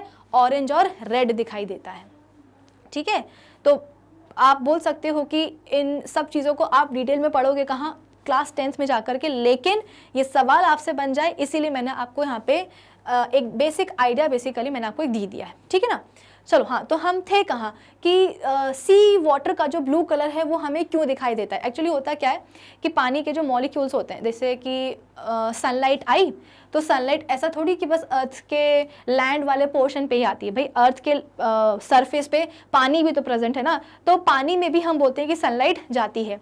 सनलाइट जब जाती है पानी में तो पानी के जो मॉलिक्यूल्स होते हैं वो बेसिकली क्या करते हैं, जो लाइट्स को बेसिकली वो अब्जॉर्ब कर लेते हैं, ठीक है ना, सनलाइट को। लेकिन जो अच्छा हाँ, एक चीज़ मैं आपको बताना भूल गई कि ये जो यहाँ पे लिखा गया है ना वॉयलेट कलर की, मतलब जो डिफरेंट आपको यहाँ पे कलरफुल लाइट्स दिखाई दे रही हैं, इन सभी कलरफुल लाइट्स की जो वेवलेंथ होती है वो क्या होती है? अलग अलग होती है। अगर हम बात करेंगे वॉयलेट कलर की लाइट की तो इसकी जो वेवलेंथ है वो क्या होती है? सबसे कम होती है। रेड कलर की अगर हम लाइट की बात करें तो इसकी जो वेवलेंथ है वो क्या होती है? सबसे ज़्यादा होती है। और इन दोनों के ही बीच में ये जो बाकी के जो कलर्स हैं इनकी वेवलेंथ होती है। सबसे लीस्ट वेवलेंथ किसकी होगी? वॉयलेट कलर की। और सबसे ज़्यादा वेवलेंथ किसकी होगी? रेड कलर की लाइट की, ठीक है। तो जब सनलाइट जाती है ना पानी में तो पानी के मॉलिक्यूल्स क्या करते हैं? आप बोल सकते हो कि लाइट्स को अब्जॉर्ब कर लेते हैं। फिर इसके बाद में जो लॉन्गर वेवलेंथ वाली लाइट्स होती हैं जैसे कि रेड, ऑरेंज, येलो, ग्रीन, इन सब को वो अब्जॉर्ब करके रख लेते हैं। और जो शॉर्टर वेवलेंथ की आप बोल सकते हो कि जो लाइट्स होती हैं उनको आप बोल सकते हो कि वो ऐसी बिखरा देते हैं। आई बात समझ में? क्या बोला मैंने कि जब सनलाइट पड़ी सी वाटर में तो वाटर मॉलिक्यूल्स जो है उन्होंने सनलाइट को अब्जॉर्ब कर लिया। अब जो लॉन्गर वेवलेंथ की लाइट है जैसे कि रेड, ऑरेंज, येलो, इन सबको वाटर मॉलिक्यूल्स अब्जॉर्ब कर लेते हैं। और जो छोटी वेवलेंथ वाली लाइट होती हैं जैसे कि वॉयलेट, इंडिगो, ब्लू, तो ऐसी छोटी वेवलेंथ वाली लाइट्स को जो वाटर मॉलिक्यूल्स हैं वो स्कैटर कर देते हैं। इसका मतलब क्या भाई? जो लाइट स्कैटर करती है ना वही लाइट हमें दिखाई देती है। तो सी वाटर मॉलिक्यूल्स ने क्या करा है? छोटे वेवलेंथ की जो लाइट हैं उनको स्कैटर किया है। तो इसीलिए हमें पानी का जो कलर है वो ब्लू दिखाई देता है, ठीक है। तो इस सवाल का सही जवाब क्या होना चाहिए? Option B. चलिए अगला सवाल क्या है कि 4 substances were thoroughly mixed with water separately to obtain mixtures A, B, C and D. Some of their properties are given below. अच्छा, मिक्सचर्स बने हैं A, B, C, D और 4 सब्सटेंसेस को आपने लिया है, उनको पानी में घोला है और फिर इसके बाद में A, B, C, D mixture बने हैं 4। उनकी प्रॉपर्टीज़ यहाँ पे दी गई है, फटाफट से रीड कर लेते हैं। फर्स्ट यहाँ पे क्या बोला गया? The path of beam of light passing through it was visible in A, B and D but invisible in C। अच्छा, तो A, B, D मिक्सचर में जब लाइट को पास करवाया तो इन तीनों में ही लाइट का पाथ विजिबल था लेकिन C में नहीं था, ठीक है। तो सी सोल्यूशन, जो सी मिक्सचर है वो आप बोल सकते हो कि एक सोल्यूशन हो सकता है या वो सस्पेंशन भी हो सकता है। वो सस्पेंशन में मैंने आपको बताया था कि जब पार्टिकल्स सेटल नहीं होते हैं तब तक तो सस्पेंशन टिंडाल इफेक्ट शो करेंगे, और अगर सस्पेंशन के पार्टिकल सेटल हो गए तो फिर टिंडाल इफेक्ट शो नहीं होगा। तो हो सकता है कि जो सी नाम का मिक्सचर है वो एक सोल्यूशन भी हो सकता है, सस्पेंशन भी हो सकता है। आगे देखते हैं क्या लिखा है। On living undisturbed the particles of the substances settle down in A but not in B, C and D. अब क्या बोला गया कि जब हमने अनडिस्टर्ब्ड छोड़ा ABCD मिक्सचर को तो ए मिक्सचर के जो पार्टिकल्स थे वो सेटल हो गए, लेकिन BCD मिक्सचर के पार्टिकल्स सेटल नहीं हुए। तो हमारा जो डाउट था कि भाई सी मिक्सचर में टिंडाल इफेक्ट शो नहीं हुआ है, लाइट का पाथ वहाँ पे दिखाई नहीं दे रहा है, तो हो सकता है कि जो सी मिक्सचर है वो क्या हो, सस्पेंशन हो। तो भाई सस्पेंशन में तो हम बोलते हैं कि पार्टिकल्स सेटल हो जाते हैं when suspensions are left undisturbed for some time, लेकिन यहाँ पे बोल रहा है कि कोई भी सेटलिंग नहीं हुई है पार्टिकल्स की। इसका मतलब क्या कि डेफिनेटली जो मिक्सचर सी है वो सस्पेंशन नहीं है ना, वो सस्पेंशन नहीं है। इनफैक्ट वो क्या है, एक सोल्यूशन है। वो क्या है, एक ट्रू सोल्यूशन है, जिसके कारण ना यहाँ पे पार्टिकल्स की सेटलिंग हो रही है और ना ही टिंडाल इफेक्ट शो हो रहा है। इनफैक्ट जो मिक्सचर ए है वो क्या है, एक सस्पेंशन है, लेकिन सस्पेंशन होने के बावजूद वो क्या कर रहा है, टिंडाल इफेक्ट शो कर रहा है। अच्छी बात है। The solute particles are visible to the naked eyes in A but invisible in B, C and D.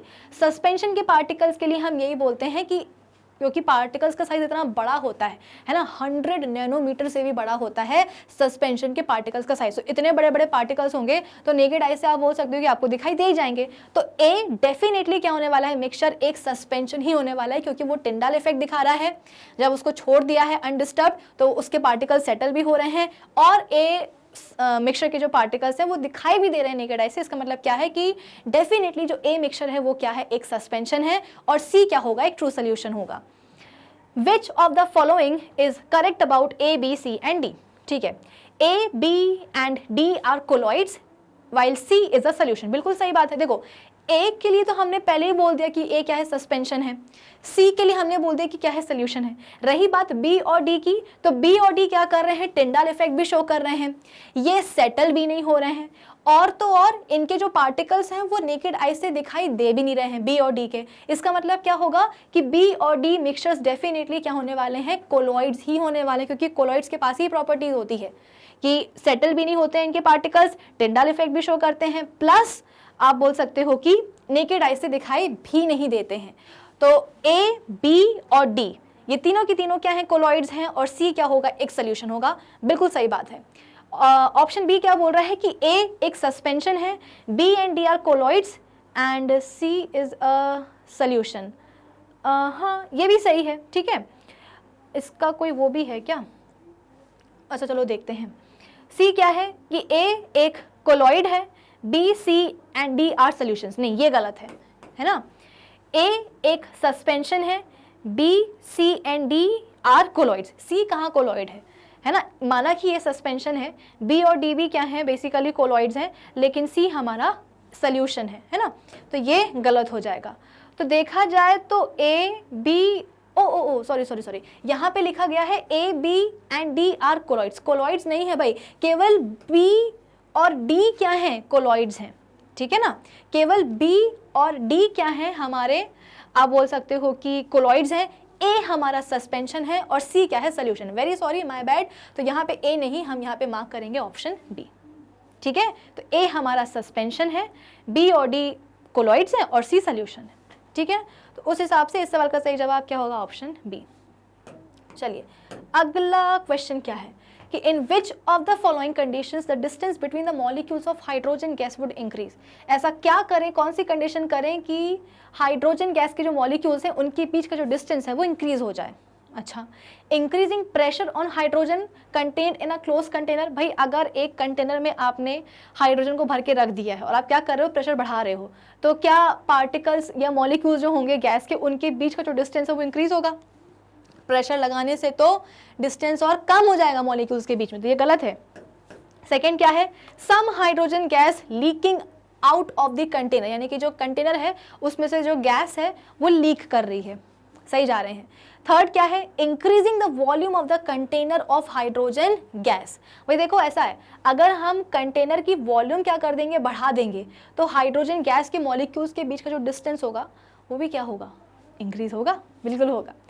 Adding more hydrogen gas to the container without increasing the volume of the container.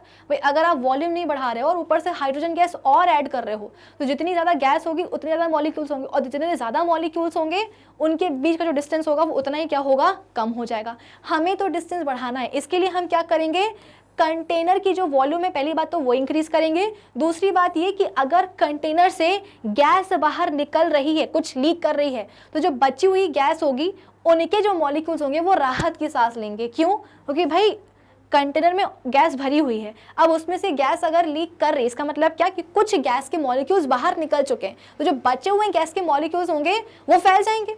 फैल जाएंगे मतलब क्या, कि उनके बीच का जो distance होगा वो बढ़ जाएगा, क्योंकि हमें तो पता है कि गैस की प्रॉपर्टी होती है कि वो जिस भी वेसल में आप रखोगे उसे, उस पूरे वेसल की वॉल्यूम गैस ऑक्यूपाई कर लेती है। तो अगर कुछ मॉलिक्यूल्स बाहर निकल भी गए हैं तो उन मॉलिक्यूल्स को भरने के लिए गैस के बचे हुए मॉलिक्यूल्स फैल जाएंगे पूरे वेसल में। इसका मतलब है कि उनके बीच का जो डिस्टेंस होगा वो इंक्रीज हो जाएगा।